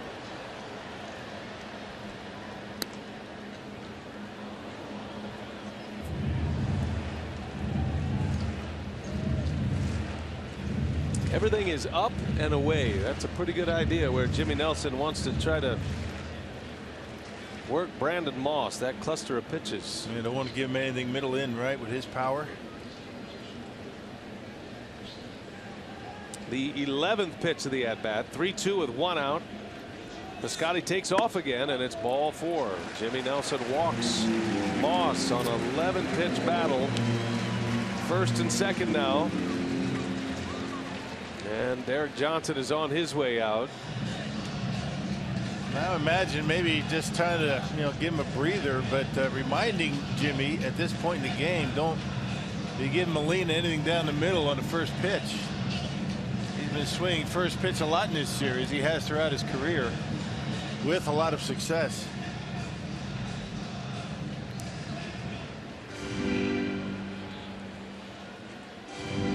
This could be the game right here. Big moment for Nelson. 2 on, 1 out. Cardinals already up 3-0. Wainwright's pitching well. Certainly can ill afford to go down anymore at this point. Counsell checking his card. Yesterday, the Brewers were able to get through that game despite a 7-1 loss with only 2 pitchers. Now Marinez gave Counsell 2+ innings yesterday, so he comes to play today with a full arsenal in his bullpen.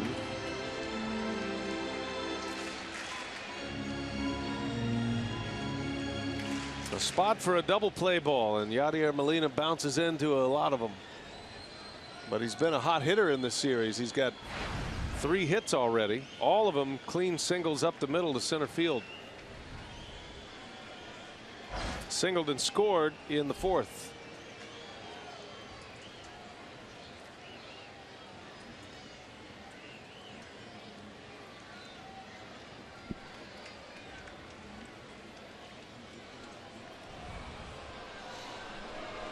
Well, Nelson and Lucroy not coming together here. A lot of times when you have a meeting at the mound like they just had with their pitching coach, they'll talk about what they want to start the hitter out with. Maybe Jimmy changing his mind, maybe Lucroy changing his mind, but I want to make sure they're on the same page. Make sure you don't give Molina anything to hit first pitch.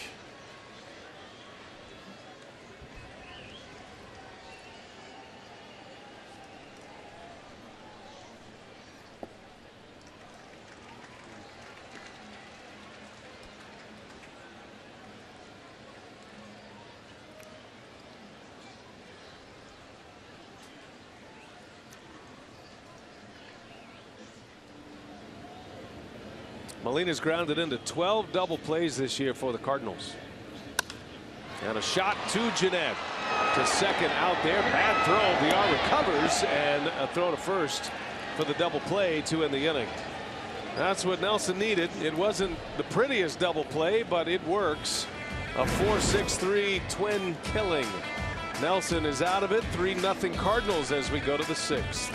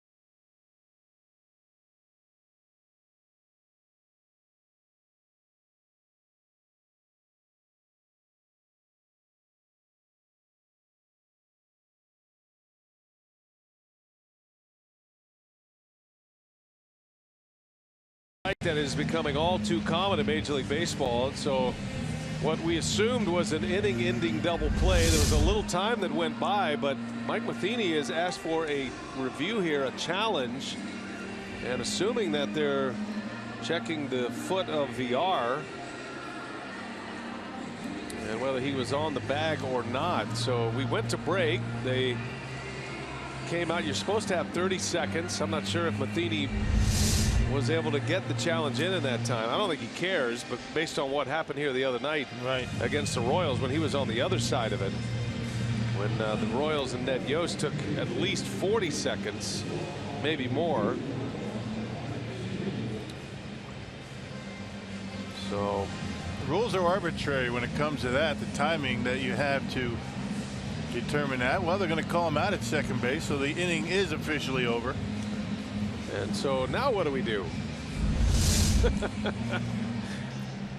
So they obviously were taking a look at this play at second base, and looks like he's got his foot on the bag. There it is right there.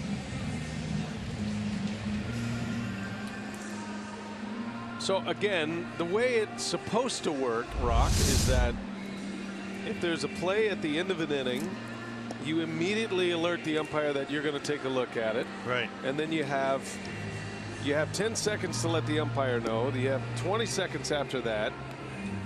And then, you know, they alert television, radio, all the broadcasts, the fans in the stands. Well, that didn't happen there again. So we go to commercial. Fans don't know. They may go to the concession stand. All the players are off the field. And it turns out to be a mess. A mess anyway. Basically, yeah. I mean, that's what, you know, review has become. Basically, when it has ended innings.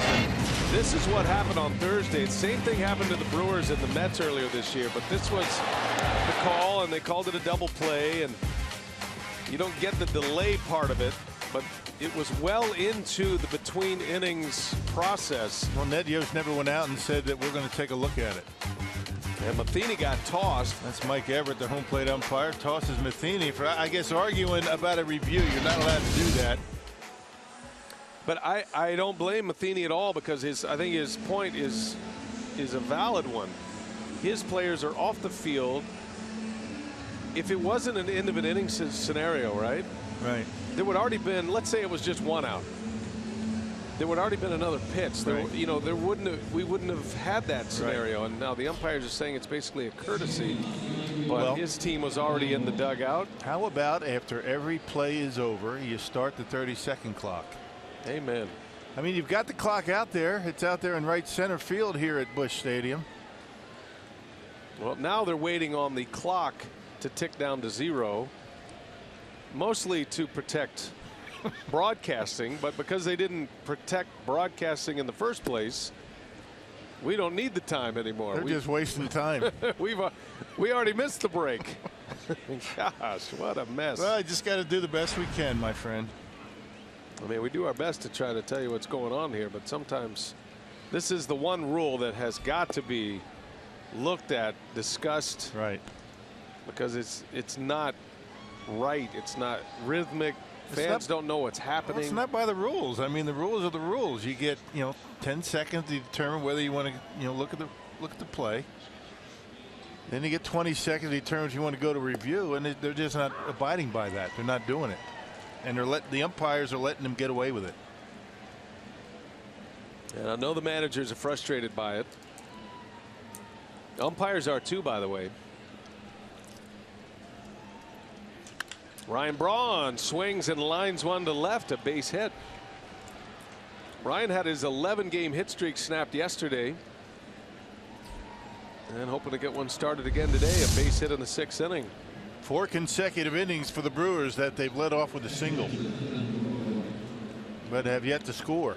Yeah, double plays have hurt the Brewers today. Cardinals have turned 2 of them. They've had a hit in every inning.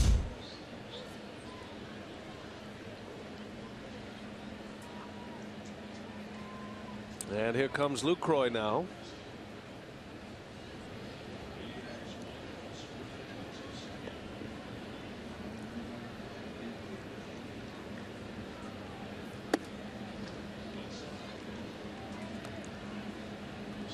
Well, the Achilles heel lately for the Cardinals has been their bullpen. Wainwright's pitch count in great shape, so you'd like to do some damage in this inning, get him into a deep inning, a high pitch count inning. Brewers have had some traffic, but have been unable to do anything with it. 2 double play balls have wiped out leadoff hits. Yeah, last 2 innings.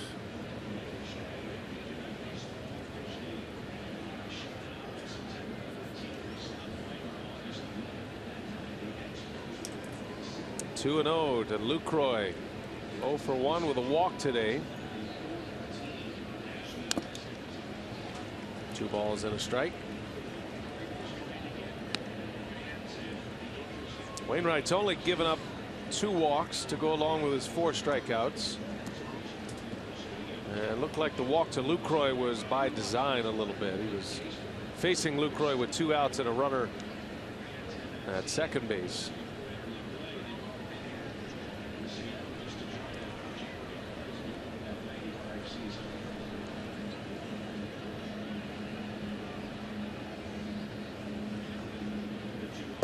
Inside, he missed with the curveball, and it goes to 3-1 now.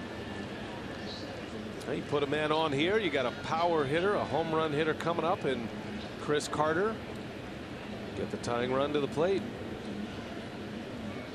Well, because of that, you figure Lucroy is going to get a fastball here.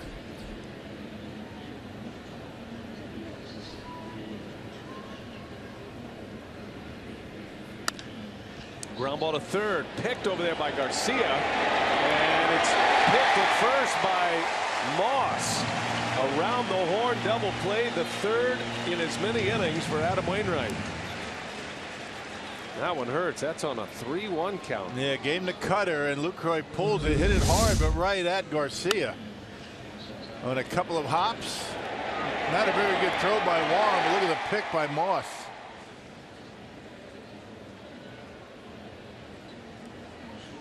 Moss has had a nice game defensively today. Started a double play in the 4th inning.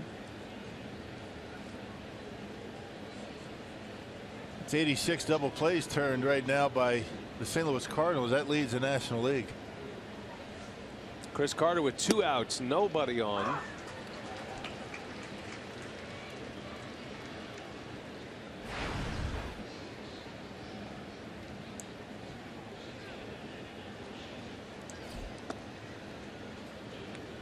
Carter still tops the Powerball home run leaderboard with 20. He's having a great year. Brewers have not had a home run hitter like this playing first base since the Prince Fielder era. Adam McCalvey wrote a great story about first base stability and that revolving door since Fielder left after the 2011 season. Adam quoted Carter in that story on Brewers.com that he would love to remain in Milwaukee. He loves the city, loves the ballpark. He's on a 1-year deal, but made it clear that he'd like to stay for longer. That's in the air to center field, hit well. Long run for Pham, and he makes the catch. Tommy Pham in the 5th gear to run that one down. That looked like a sure extra base hit, but Tommy Pham flying his way to fetch it. And Carter denied of extra bases. Covering some ground.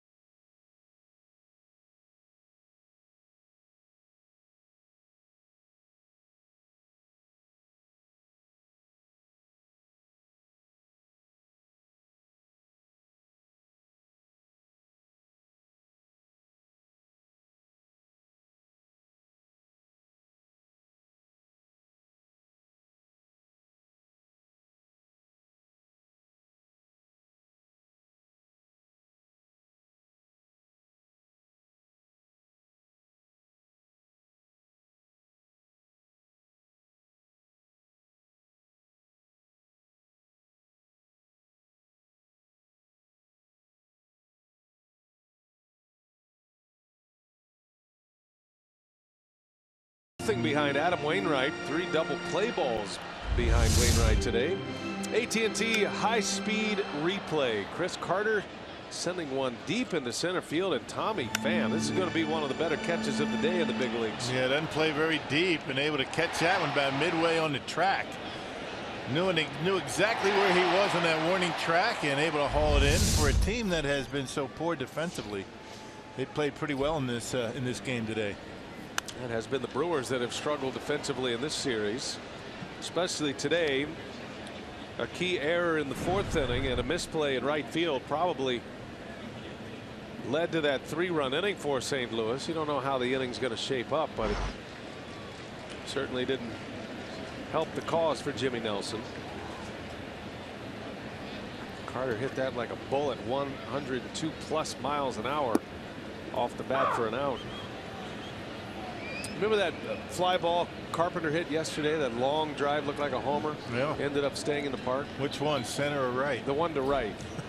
That one left the bat at 107 miles per hour. So you know why he thought he had hit one out. Jeanette is over, and he'll make the play on Wong to start the 6th.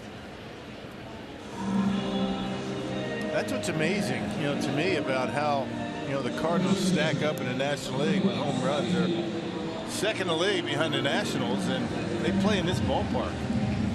You get days like this, it's awfully difficult to hit home runs. And when Chris Carter centers on one and stays in the ballpark, it's difficult to hit homers. But they continue to hit them. On the first pitch, Garcia grounds one to Villar. There's a good throw. And 2 men are out quickly for Nelson in the 6th inning. Hey, nobody sees sports quite the way Colin Cowherd and Jason Whitlock do. The brains to know and the guts to say. Catch Colin and Jason on FS1's new daily sports talk show. Speak for yourself, weekdays at 5 o'clock Central.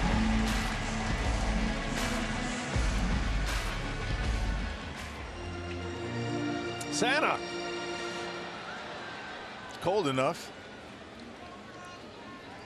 Santa looks like he's just about ready for nappy time.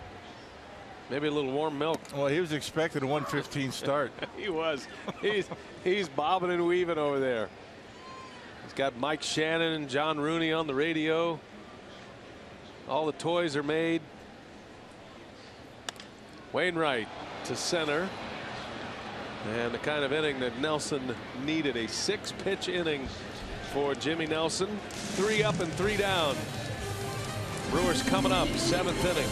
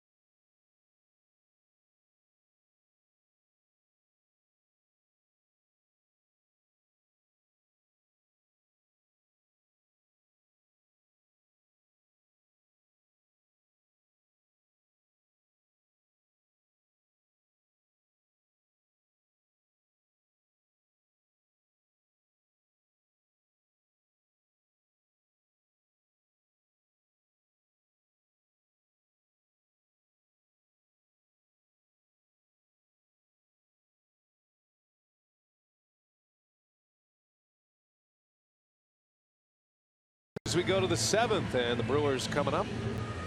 Back to our carsoup.com trivia. Talking about legendary players here. 3 players in Major League Baseball history to spend 20 seasons at least on All-Star game rosters. Stan the Man's one of them, Stan Musial. Hank Aaron the other. And Willie Mays. I mean, those are the pillars of the game right there, those 3. No kidding, huh? But the longevity, the All-Star appearances. Stan Musial had 24 All-Star appearances in 22 seasons. He used to play 2 All-Star games in the late 50s and 60s. Stan the Man. Stanley F. Musial. Swinging Stan the Man. They got a pretty cool Cardinal Museum here. I'll be on the left field line. Have you ever been? No, but I have sources. I've had embedded reporters have gone to the Cardinal Museum. I went to the old one at the Old Bush, but this is the new version. They say it's great. Neuenhuis on the first pitch, rolls one to first base. Out number 1 for Wainwright in the 7th inning.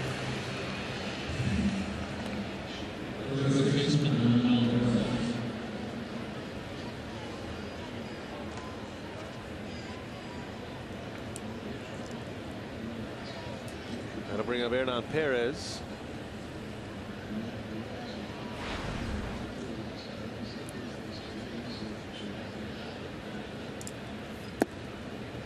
on getting the start at third base today. After a start in right field yesterday.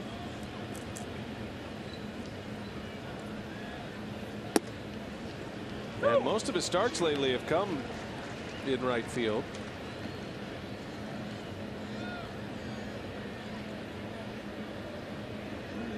Counsell trying to get his bat back in the lineup. So it's something that Perez toyed with last year in the outfield, but he didn't make his first start in the big leagues in the outfield until this season. We saw him a little bit in spring training doing. Up the middle, a ground ball, and that's going to get through right between the two middle infielders, and Hernan has a base hit. Boy, every inning the Brewers have been able to scratch out a base hit, but man, they still have not been able to scratch out a run.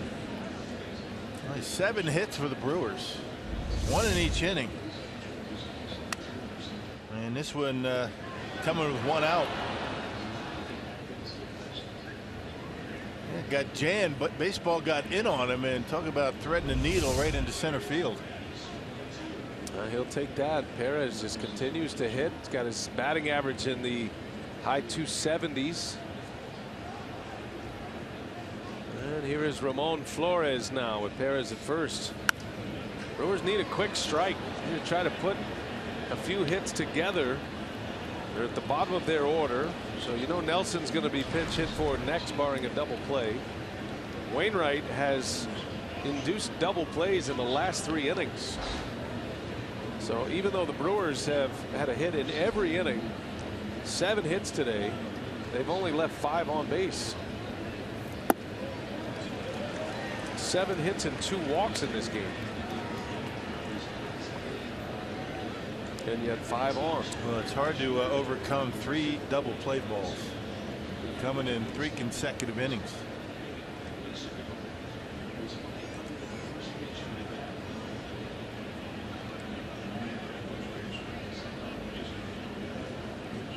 Runner goes. Perez pitches outside, throw to second, and it's late. Perez is safe with a stolen base. Not an easy combo to run on. Wainwright to Molina, but Perez is in there with number 10. They got a good jump. I don't think Wainwright was thinking too much about a stolen base. And throw a little bit on the third base side of the bag and able to stay on the bag, just really keeping the toe on the bag.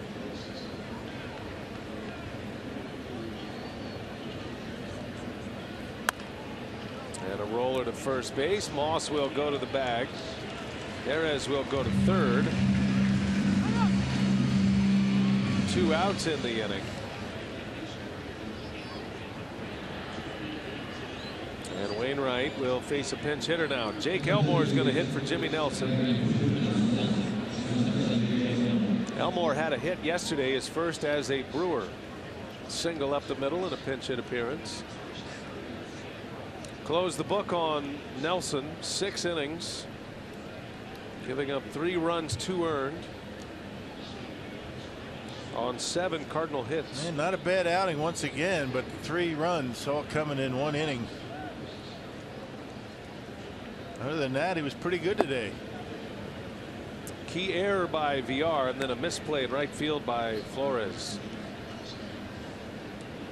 And the Brewers aren't hitting, so puts a lot of pressure on the pitching and the defense when you're being shut out.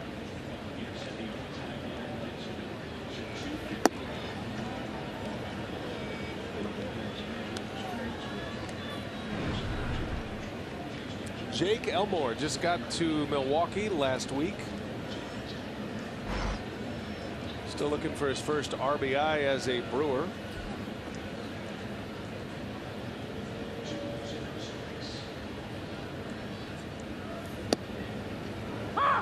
One of the reasons Elmore was called up is because of the success of Perez and the fact that Hernan can play the outfield. That left Craig Counsell a little thin with his infield. And so they DFA'd Alex Presley, designated for assignment. An outfielder, a left-handed hitting outfielder, and brought a utility man up. So it gives Counsell some flexibility all around. Perez can play infield and outfield. Elmore can do the same. He made his start on the last homestand at second base. So if you're going to only carry 4 bench players, you'd like them to be able to play multiple positions. And he has a bench that can do that. 2-2 to Jake Elmore.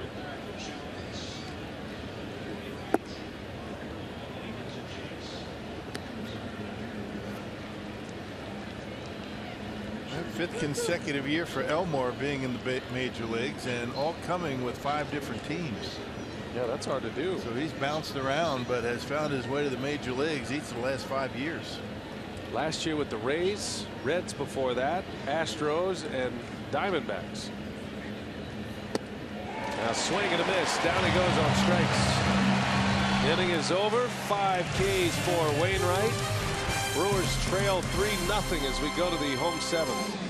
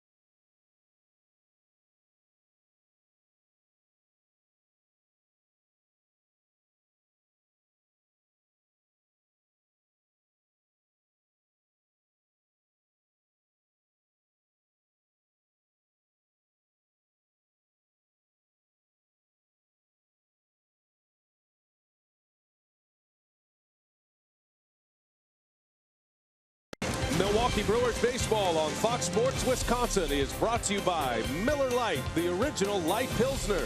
Cheers. It's Miller time. Rain is falling a little harder now. They're expecting a front to come through here. Jimmy Nelson is out of the game. 6 innings for him. He's down 3-0. The Brewers trail going to the home 7th. And this is going to be a tough one to get through 9 if what looks like on radar is going to continue to come our way. So imperative that the Brewers get through this inning and get back to the dugout to try to get some runs on the board. No, it's going to be up to the bullpen to keep the Cardinals off the board to allow the Brewers to get something going.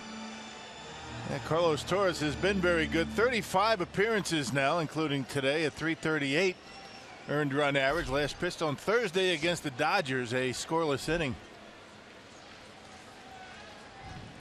Tommy Pham will lead off for St. Louis. He's made a terrific running catch in this game. Taking a hit away from Chris Carter. Pham in the leadoff spot today, 1 for 3. Had an infield hit in the 4th.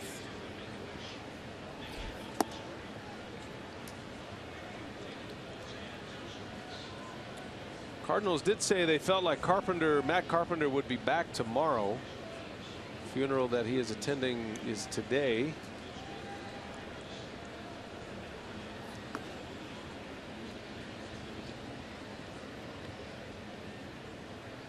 Rain starting to intensify here in the bottom of the 7th inning.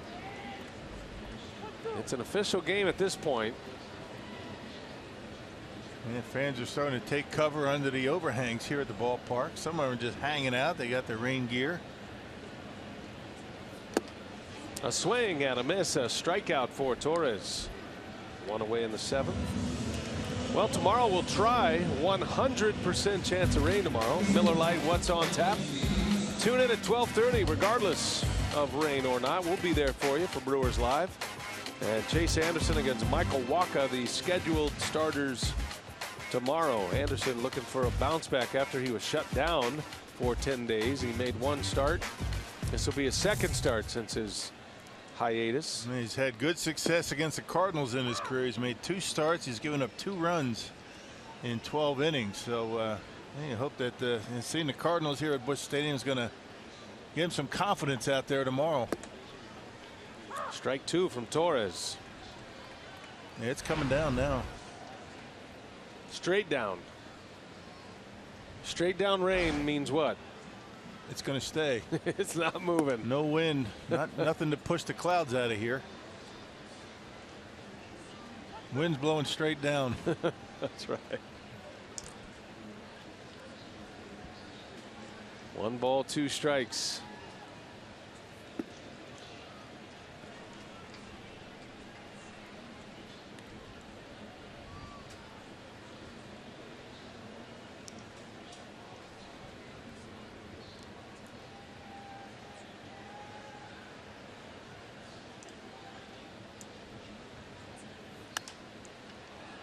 Little pop up into shallow right. Flores breaks towards it. He's got it for out number 2. Staring up into the raindrops. Diaz is retired. And that'll bring up Matt Holliday now.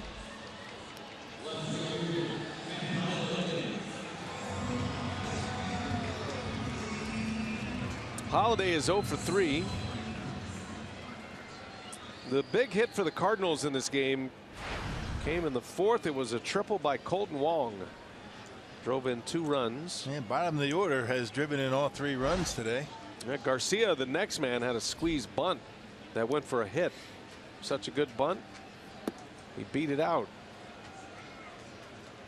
So up to this point, Jimmy Nelson and now Carlos Torres have handled the top 3 in the order pretty well today.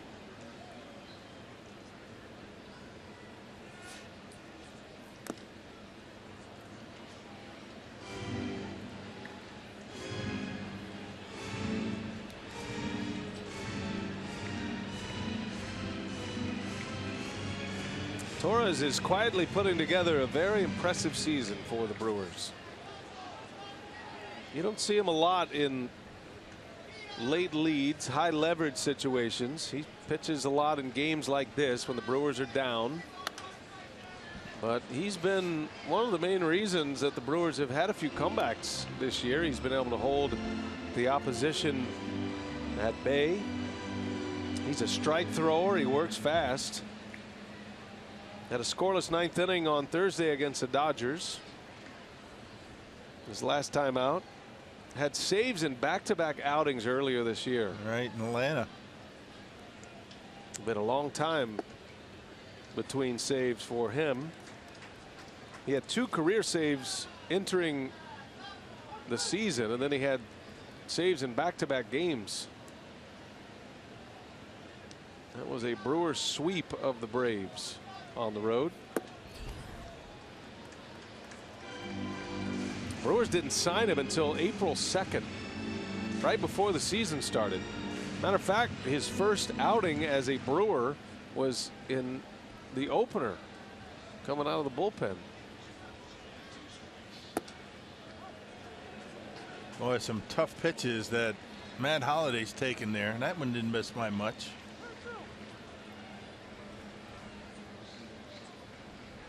I guess it did.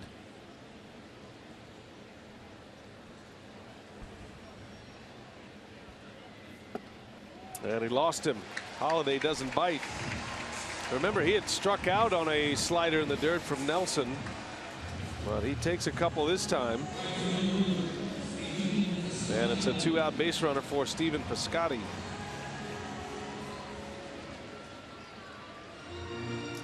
Who's 1 for 3 today.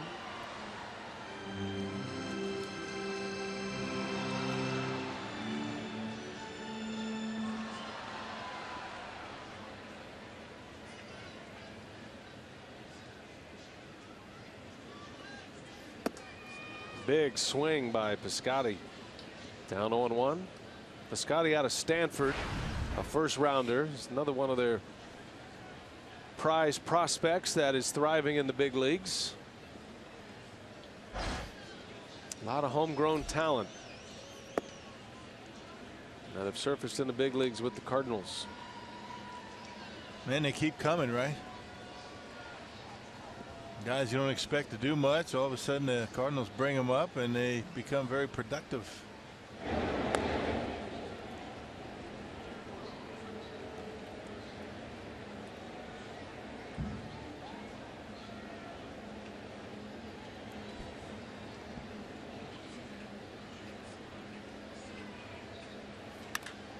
Shot foul past third. Everybody was talking about Jeremy Hazelbaker early in the season. Yeah. Remember the Brewers were here in April and they just couldn't get him out. I mean, he got off to a terrific start, but I think the league caught up to him a bit. Yeah, he's back in AAA now. Hazelbaker was so good that Matheny put Matt Holliday at first base so Hazelbaker could play. Carried him for a little while early in the season. He did. Yep. Wave and a miss, a strikeout to end the inning. Torres with a scoreless 7th. We go to the 8th. It's 3-0 St. Louis.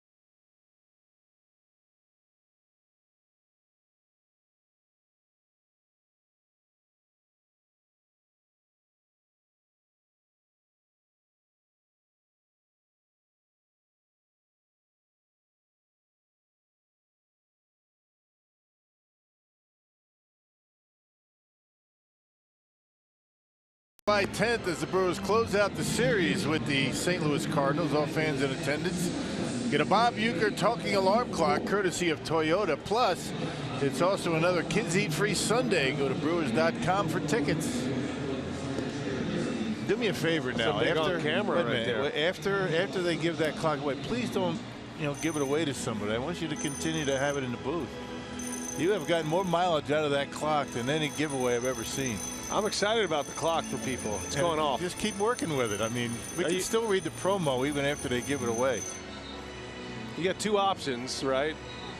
You have they have 3 options. This is the light up version. And then you can listen to Bob Uecker. Get up! Get out of bed! Or you've got the bells. Yeah. You have options. You have options. It's an amazing piece of technology. It's awesome.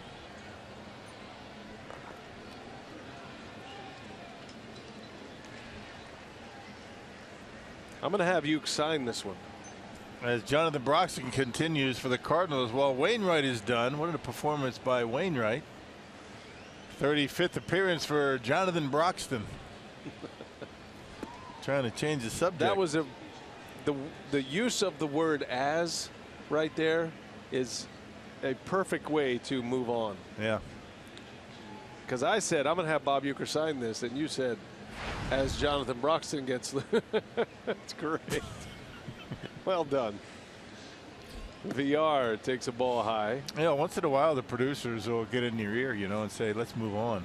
I know, and the producer asked me to do this whole bit with the alarm clock, and then he's telling me to move on. I don't know which way to go. Not necessarily this producer, not Dan. No, all just the time. sometimes. Yeah, sometimes. Other producers. Dan Keener's producing today, and he lets us have our fun.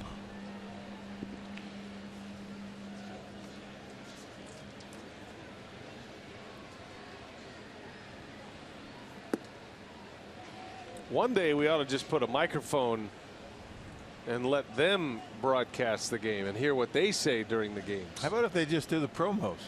That would be a great idea.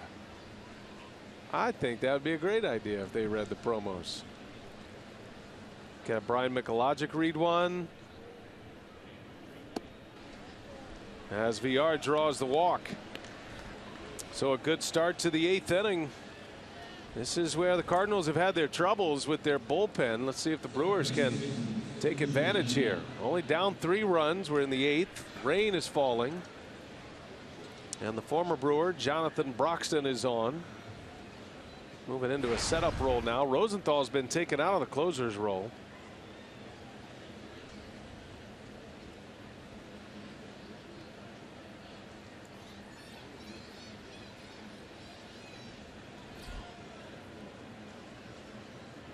Scooter Gennett, man at first.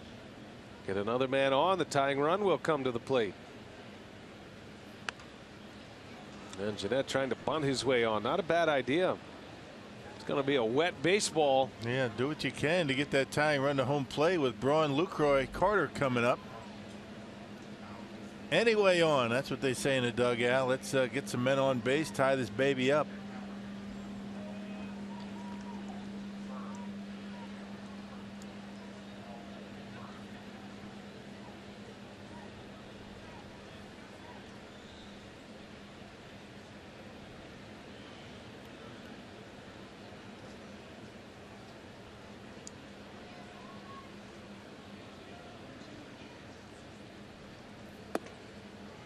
Misses outside. 1 ball, 1 strike.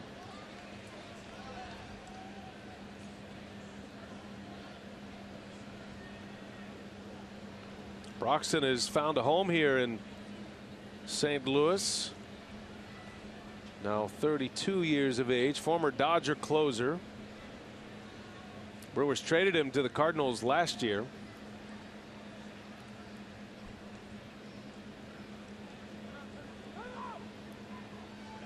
And Molina asks for time and is granted time. Well, VR has got himself a nice healthy lead over there at first base, but obviously in this situation, if you take off, you better make it and make it easily. Down by 3 runs in the 8th.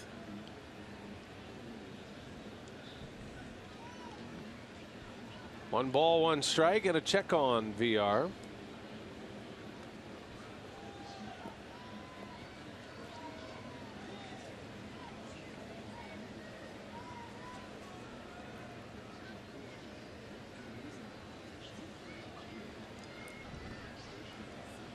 What do you got on the minions behind the minion makeup? Checking that down. I was waiting for you to bring those guys up, but I didn't.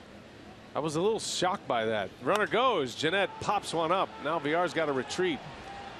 And this is a pop up. Going to be trouble. It now falls. And VR's going to be out. Man, that worked out really bad for Milwaukee. Could have been great. VR was on the run. He was scampering back. And then by the time he realized it had a chance to fall, ends up being a force play at second base. Yeah, not much VR could do about that. I mean, the ball's up in the air. He had a great jump. It looked like he was going to be able to make it into second base, but nobody over there except for Garcia. He can't get to it. And that's going to go down as a 7-4 put out at second base. Fielder's choice for Scooter. Look at the deke by Aledmus Diaz. And making VR think that ball's on the ground, trying to turn a double play. That's a pretty good heads-up play by the Cardinals shortstop. And Wong too. Wong played it off as he was as if he was fielding a ground ball. So they both had the pantomime double play going. Well, that's why you try and look in when you're running like that and you hear contact. It's no hit for Gennett. He reaches on a fielder's choice. 7-4 is the put out at second. And Braun Take strike one from Broxton.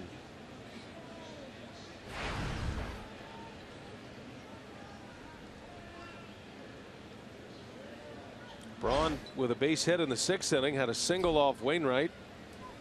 Wainwright, those 7 shutout today with 7 hits.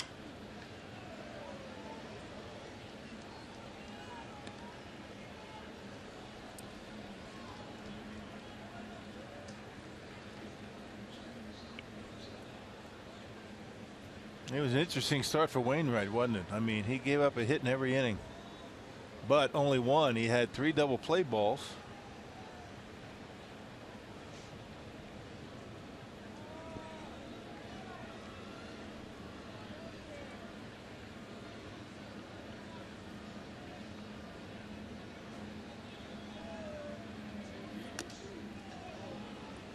All those hits for the Brewers today, and only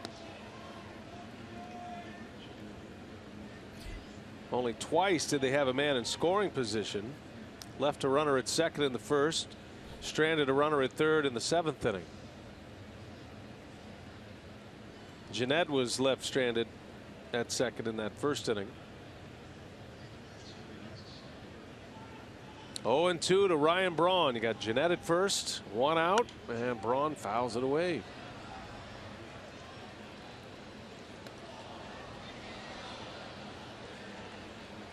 Brewers traded Broxton last year at the trade deadline. They got a minor league utility man, outfielder, second baseman Malik Collymore, young kid out of who was drafted by the Cardinals out of high school. He's a Canadian kid. He's in Brevard County this year. Single A in the Florida State League. Ground ball up the middle, ranging over is Wong. He's got it, and out at first. Double play number 4 for the Cardinals. Brewers might want to take a look at this. Yeah, Craig Counsell on the top step. Counsell alerting the umpire. He can ask for a review. Why not do it? Got nothing to lose at this point in the 8th inning. And Counsell says nope. Replay shows that he got him. Another double play. 4 of them now. Inning is over. 3-0 St. Louis. Bottom of the 8th coming up.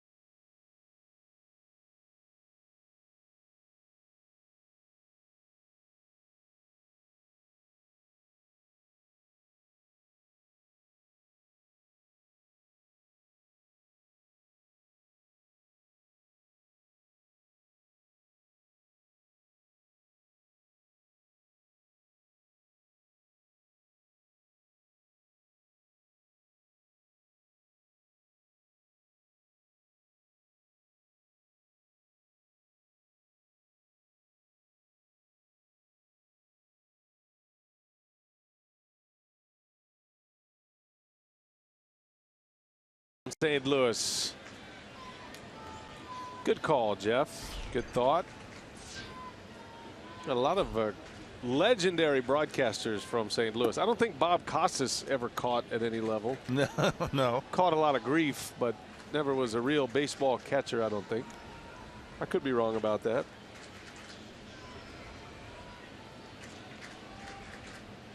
Brandon Moss leads off. Will Smith is in the game for Milwaukee. High pop-up. Jeanette's out in the grass, and he's got it for the out. Yeah, looking in the raindrops right there.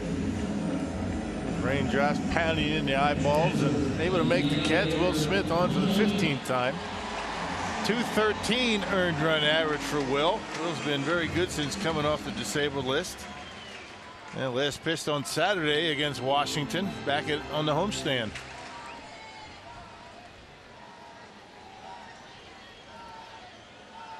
Smith missing the first 2 months of the year with a knee injury. Tore the LCL, lateral ligament. The one that's the hardest to injure. It's on the outside. He did it trying to take off his shoe while standing, untied.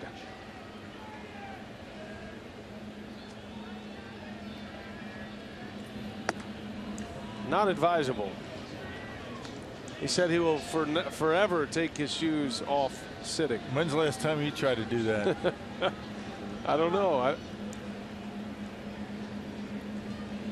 I'm sure I've done it, but I don't really remember. But that's how he injured his knee. They thought he was going to have to go to surgery. And the diagnosis was that, yeah, you could go to surgery. It's going to knock you out for the year if you have surgery.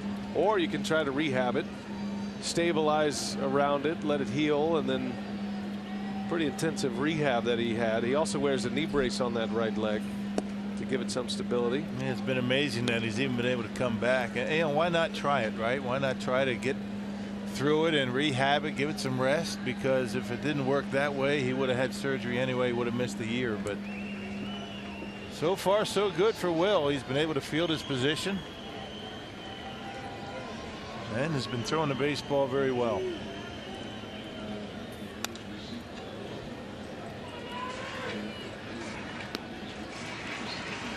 I find it much easier to sit in a chair, take the shoes off.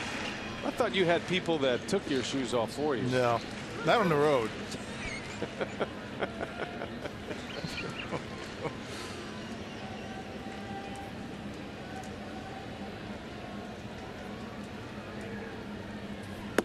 A swing and a miss. He strikes out Molina for out number 2.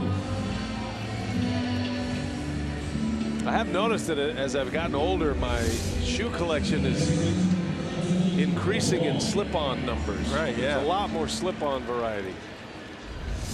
A little bit more difficult to tie the shoes. You know, your manual dexterity is not what it used to be. And balance. And Boiler. Yep. Boiler has a lot to do with that.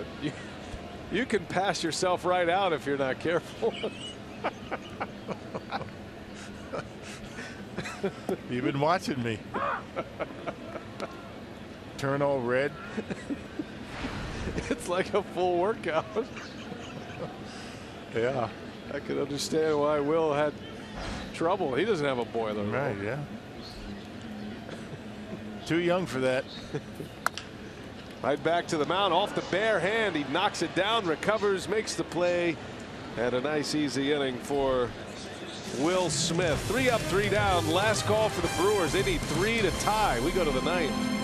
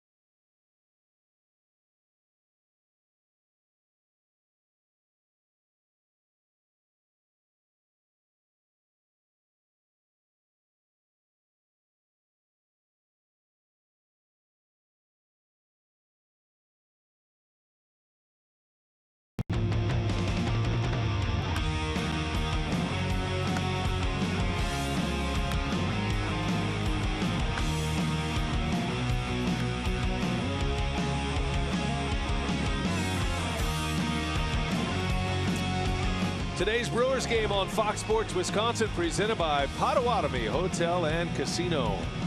Ninth inning, 3-0. Been a very frustrating day offensively for the Brewers. A lot of hits, 7 of them, but 4 double plays turned by the Cardinals in the first 8 innings. And a bit of a changing of the guard now for Mike Matheny, as Sungwon Oh will take over the closing duties for now, and he'll have Lucroy to lead off with a 3-run lead to work with. Yeah, has not racked up a save. He's 2-0 though, and a 158 earned run average. Looking for save number 1. A 3-0 lead. You can see all the strikeouts for Oh. Many more strikeouts than innings pitched so far this year. Oh was a closer first in Korea in the KBO, the Korean baseball organization, and then in the Japanese major leagues. He is 33 years of age, will be 34 soon. July 15th is his birthday, so Oh has a lot of experience,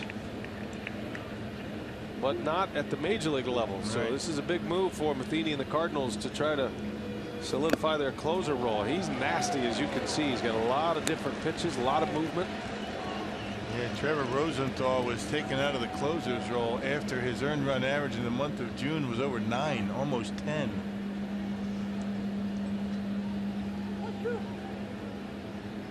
.53 strikeouts, 3rd best in the National League in Ks, and you can add 1 more to that. Lucroy, a strikeout victim, and 1 away in this 9th inning. This one had some cut on it going away from Lucroy and off the outside corner on a 2-strike pitch. Last 2 years Oh was in Japan, and last year had 41 saves. The year before that he had 39. Prior to that he was a star in Korea. There's a ground ball, tough play, backhanded by Wong. Long throw and out at first. Looked like Moss stepped off the bag early, though. I wonder if the Brewers are going to take a look at this. Yeah, they are. They're going to take a look. Craig Counsell on the top step. That is an old school first base move that used to work all the time. Keith Hernandez was the master of it. Right. Nope. Looks like Counsell satisfied that the call was correct. Yep, still in the bag. At the last moment. Nice play by Wong. That was close, but clearly on the bag. So the Brewers down to their last out. Kurt Neuenhuis. Yeah, before replay, you'd see first baseman. That was an art coming off the bag just before, on a bang bang play, before the ball hit in your glove. You could buy a little.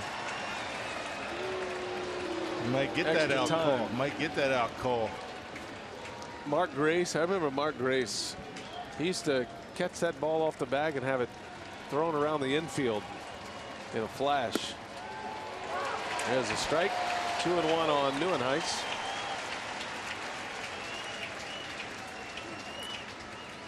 O's looking for his first save in the major leagues.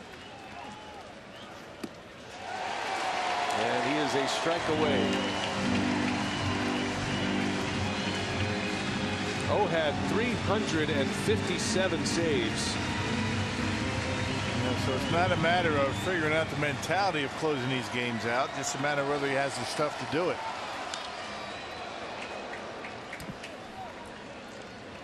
Nothing new to him. He came to the States. He wanted to compete against the best baseball players in the world, he said, which is why he's here. And he's thriving in that Cardinal bullpen. Now the closer. 2-2 the count. Count stays at 2-2. And then 93 miles an hour, pretty straight right down the middle.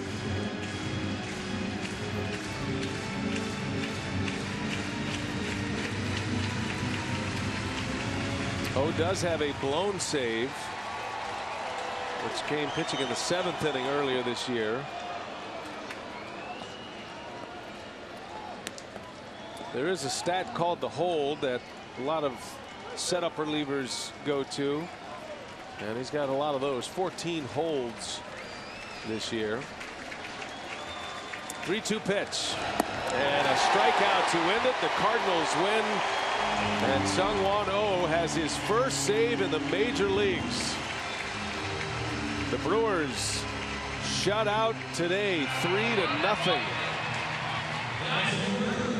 And the Brewers offense has disappeared here in St. Louis, losing 7-1 yesterday and being shut out 3-0 today. Wainwright the winner. Oh, the save makes a loser out of Jimmy Nelson, who drops to 5-7. Jeff Grayson standing by. It's time for Brewers Live as we send it to Jeff in our Fox Sports Wisconsin studio. Take it away, Jeff.